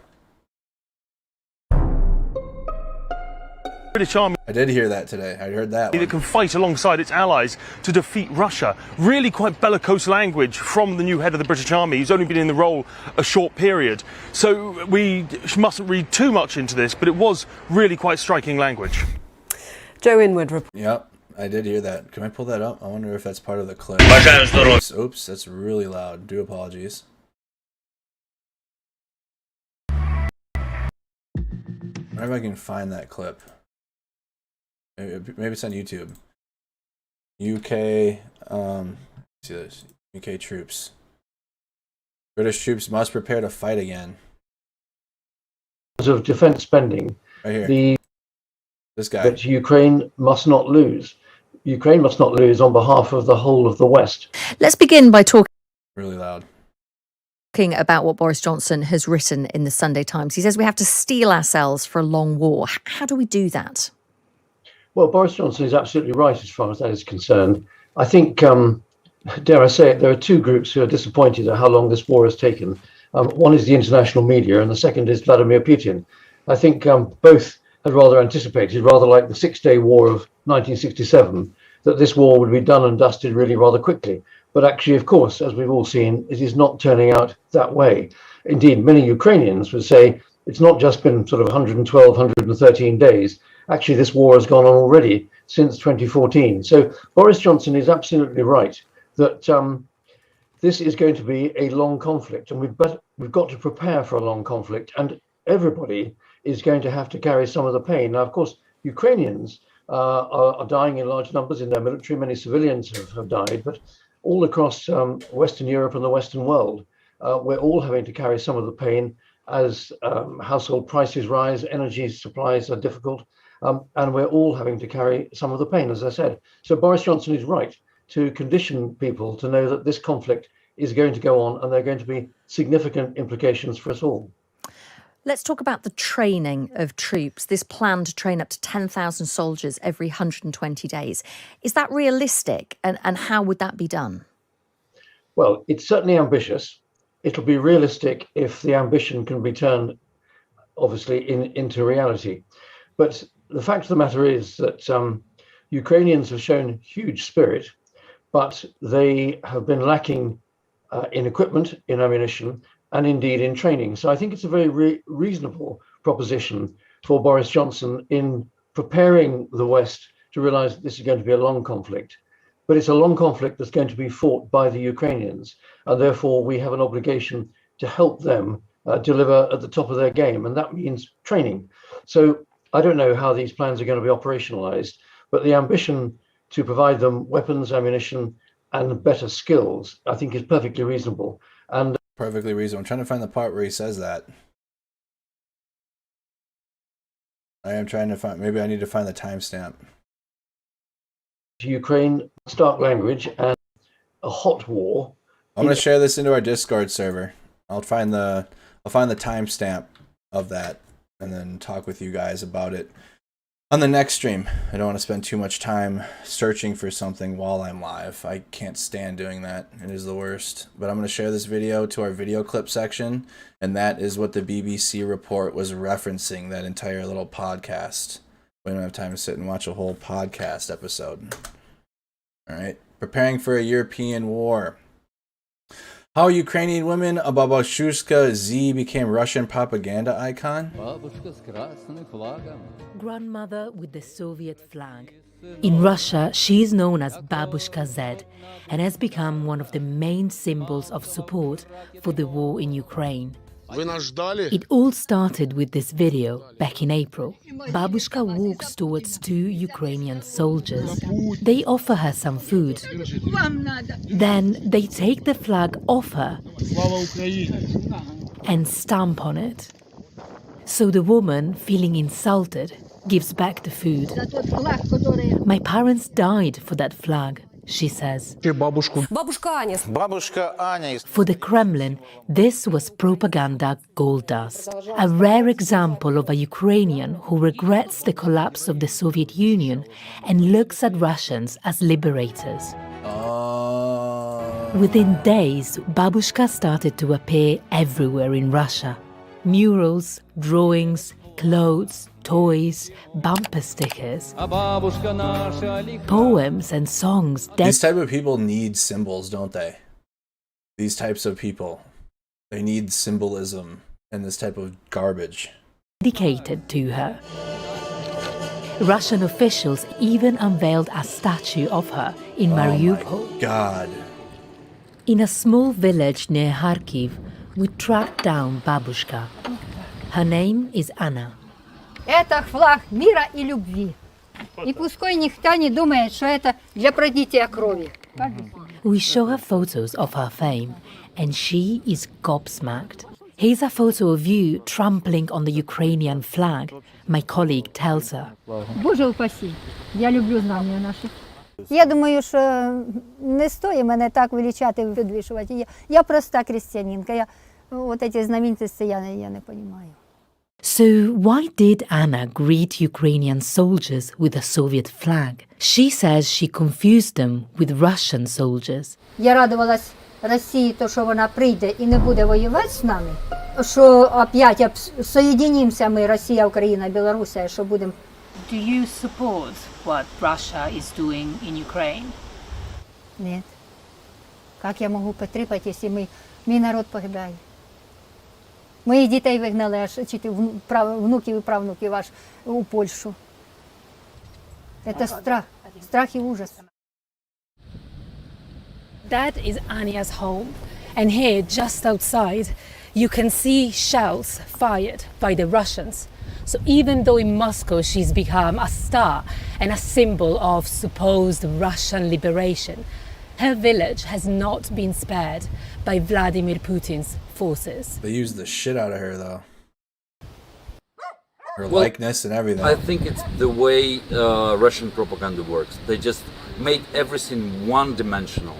And that's it. They just do not care about the truth. They do not care about real persons. And as Anna Ivanivna told me, now I see, she says, that they do not care about people here in Ukraine.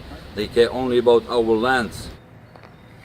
They care about the territory and the resources that Ukraine provides. They don't give a shit about the people.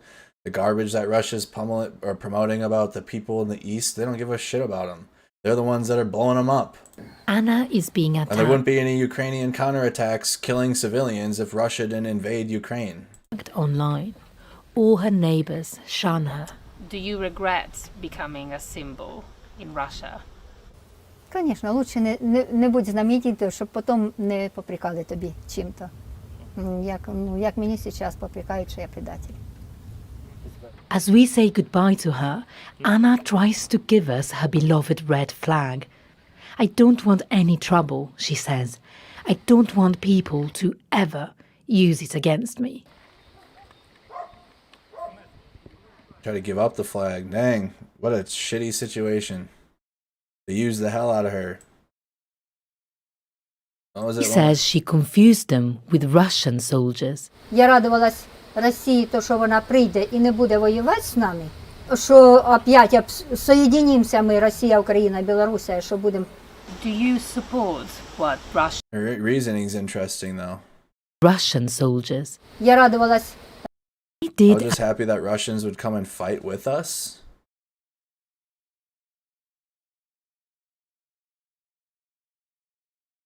Interesting. That just sucks. The Babushka Z propaganda tool.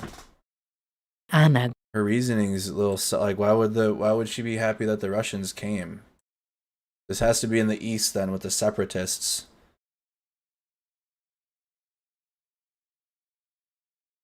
My brain's trying to comprehend that story even further. Russians spun that one, made her an icon. She doesn't want to be an icon. She became one in Russia. Ukrainian troops firing a Milan anti-tank guided missile at Russian positions June 18th. So this is from Saturday. Доброго вечора, ми з України. That's that stupid audio. That stupid copyrighted audio. Can't ever avoid it. I really wish they would not use that one. We can hear it. No. Ukrainian troops training with the Swedish Carl Gustav. The Carl. 84mm recoilless rifle. This is Saturday. Anybody that's tuned into our Snack Squad TV streams, our gaming streams every single night, which we're going to be live with some Jackbox TV tonight, some Jackbox games on our YouTube channel. When I was playing Metal Gear Solid Peace Walker, I used the Carl Gustav all the time. The Carl. Task and Purpose broke it down as well on their YouTube channel. Боєприпас. Закриваємо. Казенна частина закривається автоматично. Кладемо на плече. Знімаємо запобіжника. Прицілюємось. Вигукуємо голосно. Постріл! Після чого? Okay, training on the Carl Gustav. One of many Ukrainian heroes who risked their lives evacuating and taking supplies to civilians on the front lines. Привет. За эти дни так много изменилось. Война к вам очень близко подошла. Связи с вами нет никакой, вот ищем любые пути. Этот парень, который дает тебе слушать мою запись, его зовут Денис. Он поможет тебе собраться и вывезет тебя. Люблю тебя очень-очень. Я знаю, ты очень сильная, ты справишься, и ты мне обещала. Ни о чем не думай, просто закрой дом и уезжай. Я тебя очень люблю и переживаю, знаю, все будет хорошо. Боженька нам поможет. Пожалуйста, держись и выезжай. Выезжай, пожалуйста. Мы сейчас поедем еще в Студенок съездим. Там заберем людей, отвезем туда гуманитарную. У вас есть где-то, ну, может, час получится собраться где-то за это время, может, чуть меньше. Да? За час? Ну да. Да, мы сюда заедем. Gave her an hour to get everything she needs. Could you pack up all of your belongings in an hour? And all of the important things you need and just leave? Вот, чтобы вы понимали, мы снова здесь. С каждым днем все сложнее и сложнее добираться. Ну, это уже линия фронта, это уже передовая, можно сказать. Не можно сказать, а так это и есть. Так, выгружаемся быстро, забираем людей на эвакуацию.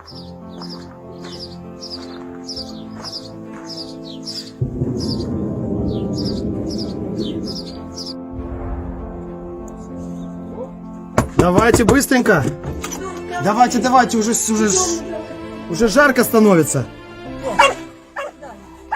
По дороге из Студенка в Светогорск еще забрали людей. Едем. Везем в Днепр. Все, выходим. Все, дорогие, с Богом, с Богом.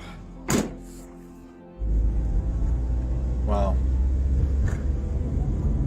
Вот, например, только что прилетело, вот видите? Вот это этот участок, о котором я говорил, что здесь ты как в тире просто, блядь.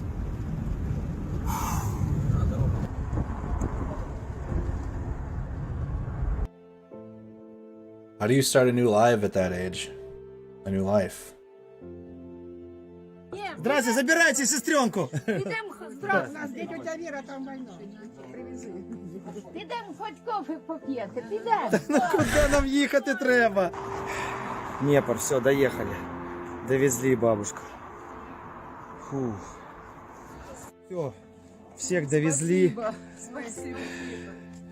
Давайте, держитесь. Дай тебе Бог хорошую женку и любовника. Солнце, счастья. Спасибо большое. И в работе, и во всем. Я вас еще обратно буду везти, обещаю. Что, Беляш прошел боевое крещение, справился на отлично. Золотаем сейчас его сделаем. Немножко ходовую. Будет как новенький. Wow. Мусечка, солнышко. Give an idea of what the Ukrainians that are saving the elderly and bringing them to family members within Ukraine, getting them out of the hostile combat zones.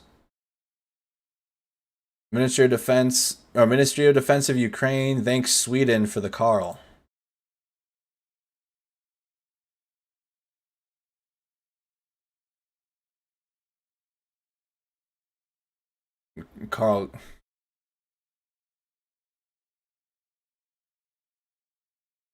Okay, Carl Gustav commercial. Let's go to the newest. Let's go to the newest tab. Saw a lot of these clips from Rob Lee.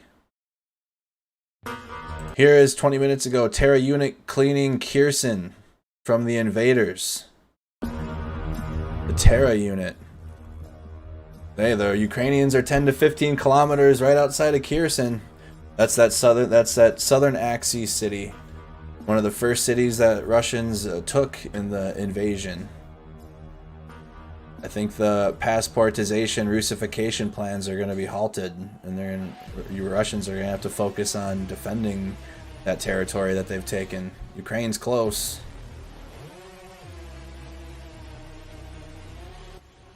Ukraine's on their heels. In Kherson, so strikes in Kherson. Nope. I don't show prisoner of war videos. The Netherlands armored personnel carrier. A YPR 765, which is a modded American M113. So a modified M113. Garbage.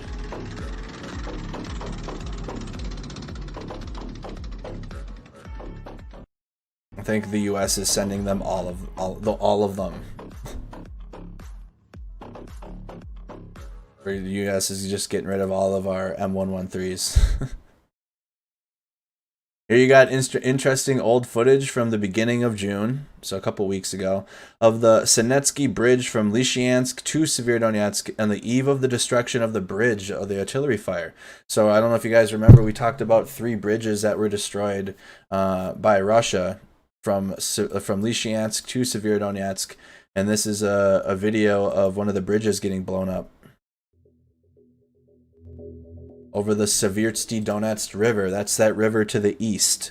Remember, 2 rivers. You got the Inhluets River that the Ukrainians are using their counterattacks along the west, which is north of Kherson, and then you have the Severodonetsk Donetsk River, which is in the east, which separates Lysychansk and Severodonetsk. Russians blew up 3 bridges before the big push into Severodonetsk.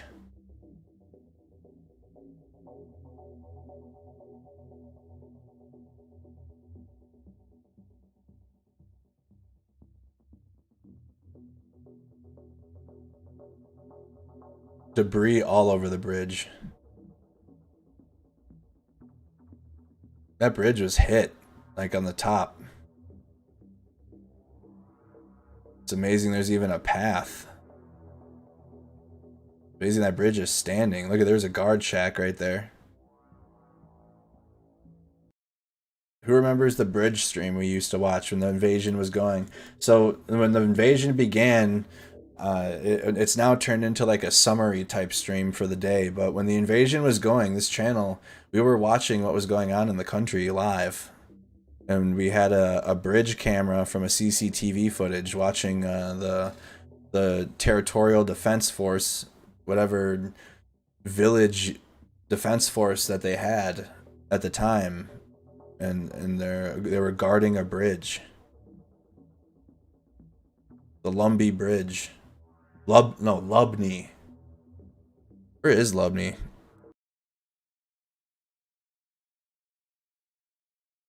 Let's see where that would be then.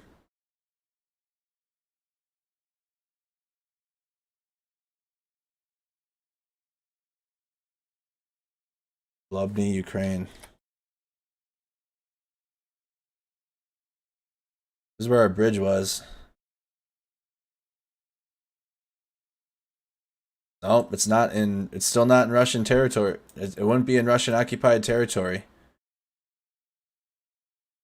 It's like halfway between Poltava and Kyiv along the MO3 highway. So that's definitely not in Russian territory. So our territorial defense force and those that were there guarding the bridge should be okay still. It should be okay. That's way far out from Russian occupied territory. If you don't know what I'm talking about, maybe, I don't know. The videos are posted from early on in the war. Many of y'all know what I'm talking about, though. How are things working for you guys? Oh, no. Prisoner of war videos. Here's an Aussie armored personnel carrier vehicle, the M113AS4, being prepared for shipment. Listen, all NATO must be getting a new armored personnel carrier, because all of the countries that have this are giving it to Ukraine, including the United States. Australian M113 armoured personnel carriers are fitted with guns, given a test run, then carefully steered onto a cargo plane. The first 4 of 14 vehicles flown out of the country last week, bound for the Ukrainian battlefields.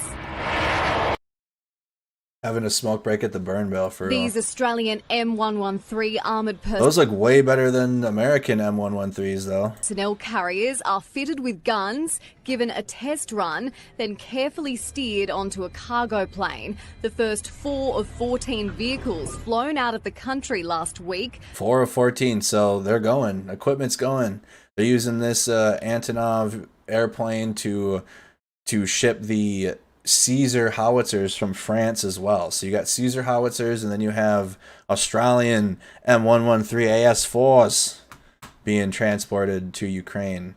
So here is the International Legion. Oh dear, I got the stream blocked for just playing one of these songs. International Legion fighting in Ukraine.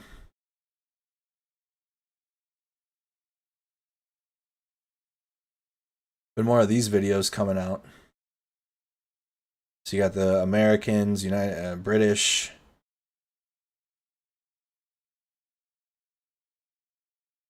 and the Foreign Legion. So easier.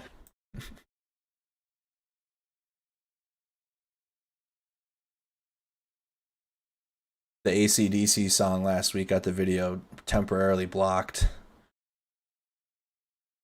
All right, International Legion POW video. We heard from Zelenskyy. We seen that. So we got the museum in Kyiv. Russia made nearly 100 billion from fuel exports in war's first 100 days. In the first 100 days after its February 24th invasion of Ukraine, Russia's revenue from exports of fossil fuels soared to 93 billion euros, which is about $97 billion, according to the report by the Center for Research on Energy and Clean Air.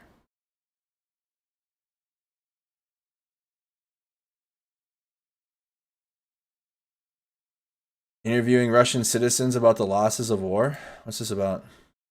The image you were looking for was deleted? Oh. Oh, here we go. How many of our soldiers have died? All right, we'll end it here with a 1420 video. How about that? We'll end it here. 1420 does great work. I knew it right away. 1420, I'll share the link to this video in the chat. But the 1420 YouTube channel does a great job of talking to ordinary Russians, and then we can hear their opinion within Russia. So 1420 on YouTube. I'll share the link to this video in our Discord server. Here we go. Скажите, пожалуйста, как думаете, каковы потери российских войск в спецоперации на Украине? Ну, я считаю, что они намного значительнее, чем сообщают официальные источники. Как в цифрах оцените в тысячах? Ну, если честно, я уже не помню, какую версию сообщили официально, но я думаю, что она, ну, по крайней мере, больше в 10 раз. Ну, блин, потери, по большому счету, уже колоссальные, наверное. Просто нам всего не озвучивают, и всего мы не знаем. И по большому счету потери, война, потери, они есть. Просто кто гибнет, это очень прискорбно и печально, как бы, осознавать. Гибнут молодые пацаны, неотесанные, которые срочники, контрактники, которые, по большому счету, не обучены в войне. Как считаете, каковы потери российских войск в спецоперации? Я понятия не имею пока какие потери и считаю правильно, что нам не говорят такие потери, пока это рано. Потери, конечно, есть, это военная операция, но без этого как? Иначе нам не победить. Все люди с пониманием относятся, знают, ну, я полностью согласен, что наше дело это тут правильно. Я не оправдываю, я очень во многом не согласен с нашей властью, во многом. Но вот в данном случае я абсолютно поддерживаю полностью. You don't support it, but you don't agree with what your government's doing, but you absolutely support it. What?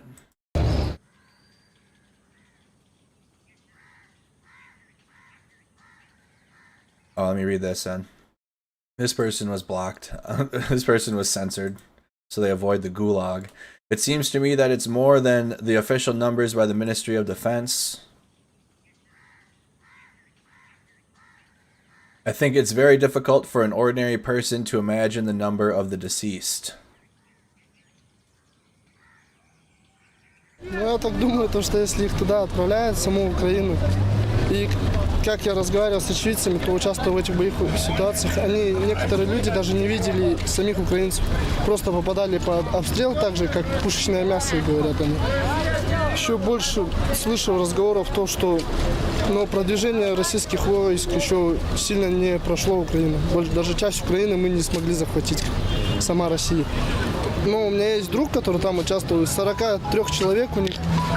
Из 43 человек из них, когда их накрыло минометным обстрелом, из 43 человек они всего выжили 3. Я думаю, они большие, российские войска, сильные ребята. Есть еще другие нации, которые участвуют, чеченцы, армяне, дагестанцы. Много участвует людей. Это, конечно, очень плохо, то, что теряются такие хорошие люди на войне. Скорее бы она закончилась, скорее бы все нормализовалось, стало бы лучше. Ну, трудно сказать, но очевидно, что очень-очень много. Потому что не вся статистика вывешивается, как бы, я думаю, вот на сайтах, на различных, да, на военных, и в СМИ не все попадает. Я думаю, статистика занижена в любом случае. Я думаю, много, больше, чем много, и это грустно, потому что люди не должны воевать, умирать, как по мне, да, в цифрах, около 100 тысяч может быть. Я думаю, не так сильно, как и украинских. I don't know exactly, but it seems to me that the losses are enormous. I think over 40% die there. 40%. Ну, это смотрю, жалко. I see it on... Oh, my bad. По телевизору я вижу, их жалко, потому что они неправильно поступают, потому что русские поймают их, солдаты опускают, кормят, убивают, кормят, одежду дают их, и курят, сигарет, питание, все дают. А они ловят плену, и наручником держат, и издеваются, ухо отрежет, ногу или палец отрежет. Это так неправильно поступают они. Есть ли у вас знакомые или родные, кого отправили туда? Да, у меня это не знакомый. Я хочу ехать туда, за Россию, как это, не знаю, как попасть. Wow. What do you think the losses of the Russian army and the special operation in Ukraine are? I think over 10,000 people for sure. Over 10,000? Не Yes, знаю most likely. официальные данные, но думаю, потери большие. Стабильно слышу информацию, там, туда труп приедет, сюда труп приедет. И это даже учитывая то, что живем мы в не очень большом городе. Ну, не то, что всплывает в официальных источниках российских и также украинских. То есть, мне кажется, в военное время, тем более в такое положение, объективную информацию получить невозможно. Maybe several hundred people died. Я думаю, на данный момент они большие, просто скрывают, все потери говорят. I'm out of touch with the statistics, but I see there's losses among the population. Among our guys fighting there. Only zinc coffins return. В общем-то, насчет потерь Российской Федерации я не знаю. Но как гражданин Российской Федерации я скажу, война России не нужна. Потому что это все держит на плечи налогоплательщиков. Based Russian. Based Russian. Таких простых людей, как я. И эта инфляция, все она сказывается. Damn, a Russian that understands it more than Americans do. That's weird. На наших плечах. Я что хочу сказать, что я бы посоветовал, что надо как-то все это дело заканчивать мирным путем. Я думаю, потери довольно-таки значительны. Ну как оцените вот в цифрах? Наверное, больше тысячи, десятки тысяч. Где-то так. Исходя из источников условных, я вот наблюдаю, вот здесь Telegram, ну, как мы все понимаем, что верить нельзя, что ни одной стороне, что как бы ни другой, но а правда где-то посередине. Условно, если какие-нибудь украинские телеграм-каналы говорят о потерях там свыше 100 тысяч, наши говорят о потерях плюс-минус 1010, ну, где-то в районе 1030, я думаю, есть. Типа среднее что-то такое? Ну, да, что среднее такое есть. Думаю, очень много уже. Чем больше, чем показывают по телевизору. Ну, а как в тысячах сколько? Ну, думаю, за 1000-то уже есть. Ну да, в марте... Over 1000, he thinks. Официальная версия в марте говорили 1300 с небольшим. Это в марте. Да. Думаю, больше. Да. Как считаете, почему информация о потерях российских войск в спецоперации является государственной тайной? Довольно очевидная причина, ну, чтобы не расстраивать народ, не создавать волнения и поддерживать вид, что все идет по плану. Потому что, наверное, чтобы не создавать что-то в массах, наверное, какого-то недовольства, может быть, бунта где-то, потому что народ недоволен этим всем. Это никому не нужная война, и для чего она вообще?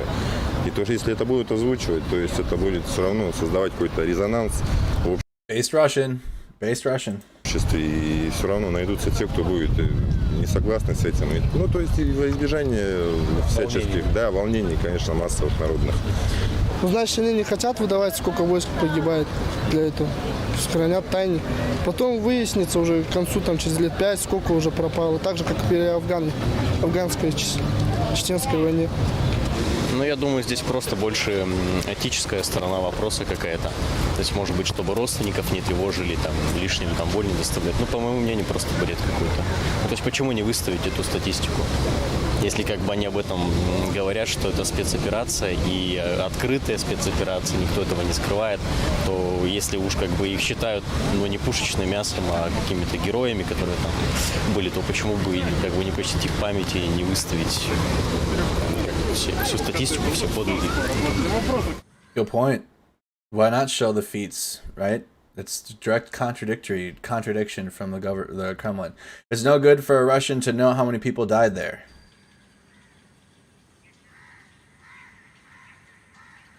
The simple truth is people don't like being told that their own people die there. Думаю, чтобы не сбить настрой людей, которые живут пропагандой. Ну, банально там говорят 100 умерших, люди думают, ну, значит, все правильно идет, войну выигрываем. А по факту люди просто умирают ни за что, информацию держат в тайне, чтобы, ну, просто шок какой-то, наверное, не был. А как считаете, почему потери российских войск, ну, вот в мирное время составляют государственную тайну? Это не является государственной тайной. Я не знаю почему, но мое мнение, что о них говорить пока не надо, пока рано. А почему? Почему рано? Ну, зачем будоражить народ? Потому что у нас очень много сейчас с неустойчивой психикой. Люди не так понимающие все это. Это лишняя почва для нагнетания этой обстановки. Видели, сколько лживых, вот прямо лживых объявлений, постов лежит, что новые кладбища, вырытые могилы, все это для воинов, которые погибли. Там, ну, это же неправда. Вы это прекрасно знаете, что все это просто фейк. Но тем не менее выкладывают, и люди этому верят, что самое ужасное. You got it inversed, bud. You got it inversed. Oh my goodness. See, the thing is that so someone like this person could easily be shown like the truth and like figure it out. It's the fact that he's living in the propaganda world of Russia's narrative Oh my God. Потери, конечно, будут. Потери будут. Я не военный эксперт, и сейчас об этом рано судить. Ну, смотрите, о потерях не говорилось в Афганистане. Не говорилось. Совсем была другая власть, был Советский Союз, но не говорится ни место, ни время сейчас говорить о потере. Кстати, в Великую Отечественную войну потери тоже не озвучивались сначала. Последний вопрос. Есть ли у вас родные или знакомые, кого отправили туда? Да, близкие друзья. Поддерживаете связь с ними? Ну, через знакомых, так сказать. У меня есть знакомые, которые там погибли. Да, есть. Родных нету, знакомые есть, которые там, которые погибли. Очень много земляков погибло. То есть родные дома сидят, не знают, как там, что там, живы ли дети, там, сыновья, мужья. Живы ли, или как там уже убили, может быть. То есть переживания, связи нет у них, то есть и поддерживают. Те, которые только оттуда приехали, вот по рассказам, рассказы, то есть стихи, что там происходит на самом деле. Есть те, кто вернулся. Ну, да? конечно, есть. Где-то, наверное, раз в месяц получается связываться, ну, пока с ними все в порядке. Живут, есть у меня сестра в Запорожье. Поддерживаете связь? Связь поддерживаем, мы как бы в хороших отношениях. Ну, у нас есть есть в истории учили, когда была революция, разделили мнение, да, брат на брата шел, а тут я как бы не думал, как так можно, а тут вот есть у нее своя точка зрения, у меня своя точка зрения, и мы как бы все равно поддерживаем, и мы с ней поклялись, что никогда говорить о политике не будем на фоне вот нынешней ситуации. К счастью, нет таких людей у меня. Does he not? Okay, never mind. Nope. Never mind. Знакомых вообще. Есть знакомый мальчик, он, получается, умер там, то есть он учится там же, где и я. Вот. Ну и все, только один. Да? Он по контракту поехал? Да. А как, он сам решил ехать? Нет, его отправили. Отправили, да? То есть он уже был контрактником? И... Да. Why do you keep in touch with them? No, so, excuse me, do you keep in touch with them? No. Well, because they don't get in touch. Do you have any relatives or friends who went there? Thank God I have no relatives, but I have friends who are quite delusional, in my opinion, who went there for money, to vindicate honor. Do you have any contact with them? No, not anymore. Отправили, кого нет, но у меня есть дядя, который в Украине. И я, в общем-то, переживаю очень за него. Как-то связь с ним поддерживаете? Я поддерживал, когда только она началась. Он сказал то, что там все разбомбили, у них весь двор был просто перевернут, и он эвакуировался сейчас в бункере и больше не писал мне. Wow. And he has it written.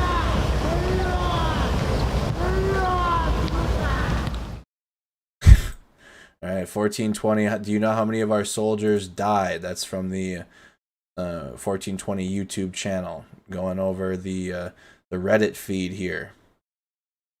This is from a day ago. Here's a clear video of the Legionnaires fighting. The foreign Legionnaires. Oh, this is a compilation video. I've seen those clips. I think we might have gotten to the end of the clips for the night. We've seen all of these. We don't need any CNN. First American captured near Kharkiv. The 2 Americans that are captured. Prisoners of war. I think that's it, y'all. I think that's going to be it for today, showing all the latest clips and updates from the day. That is going to be it.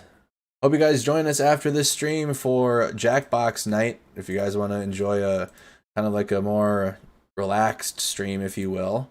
I stream on my gaming channel after all reporting streams.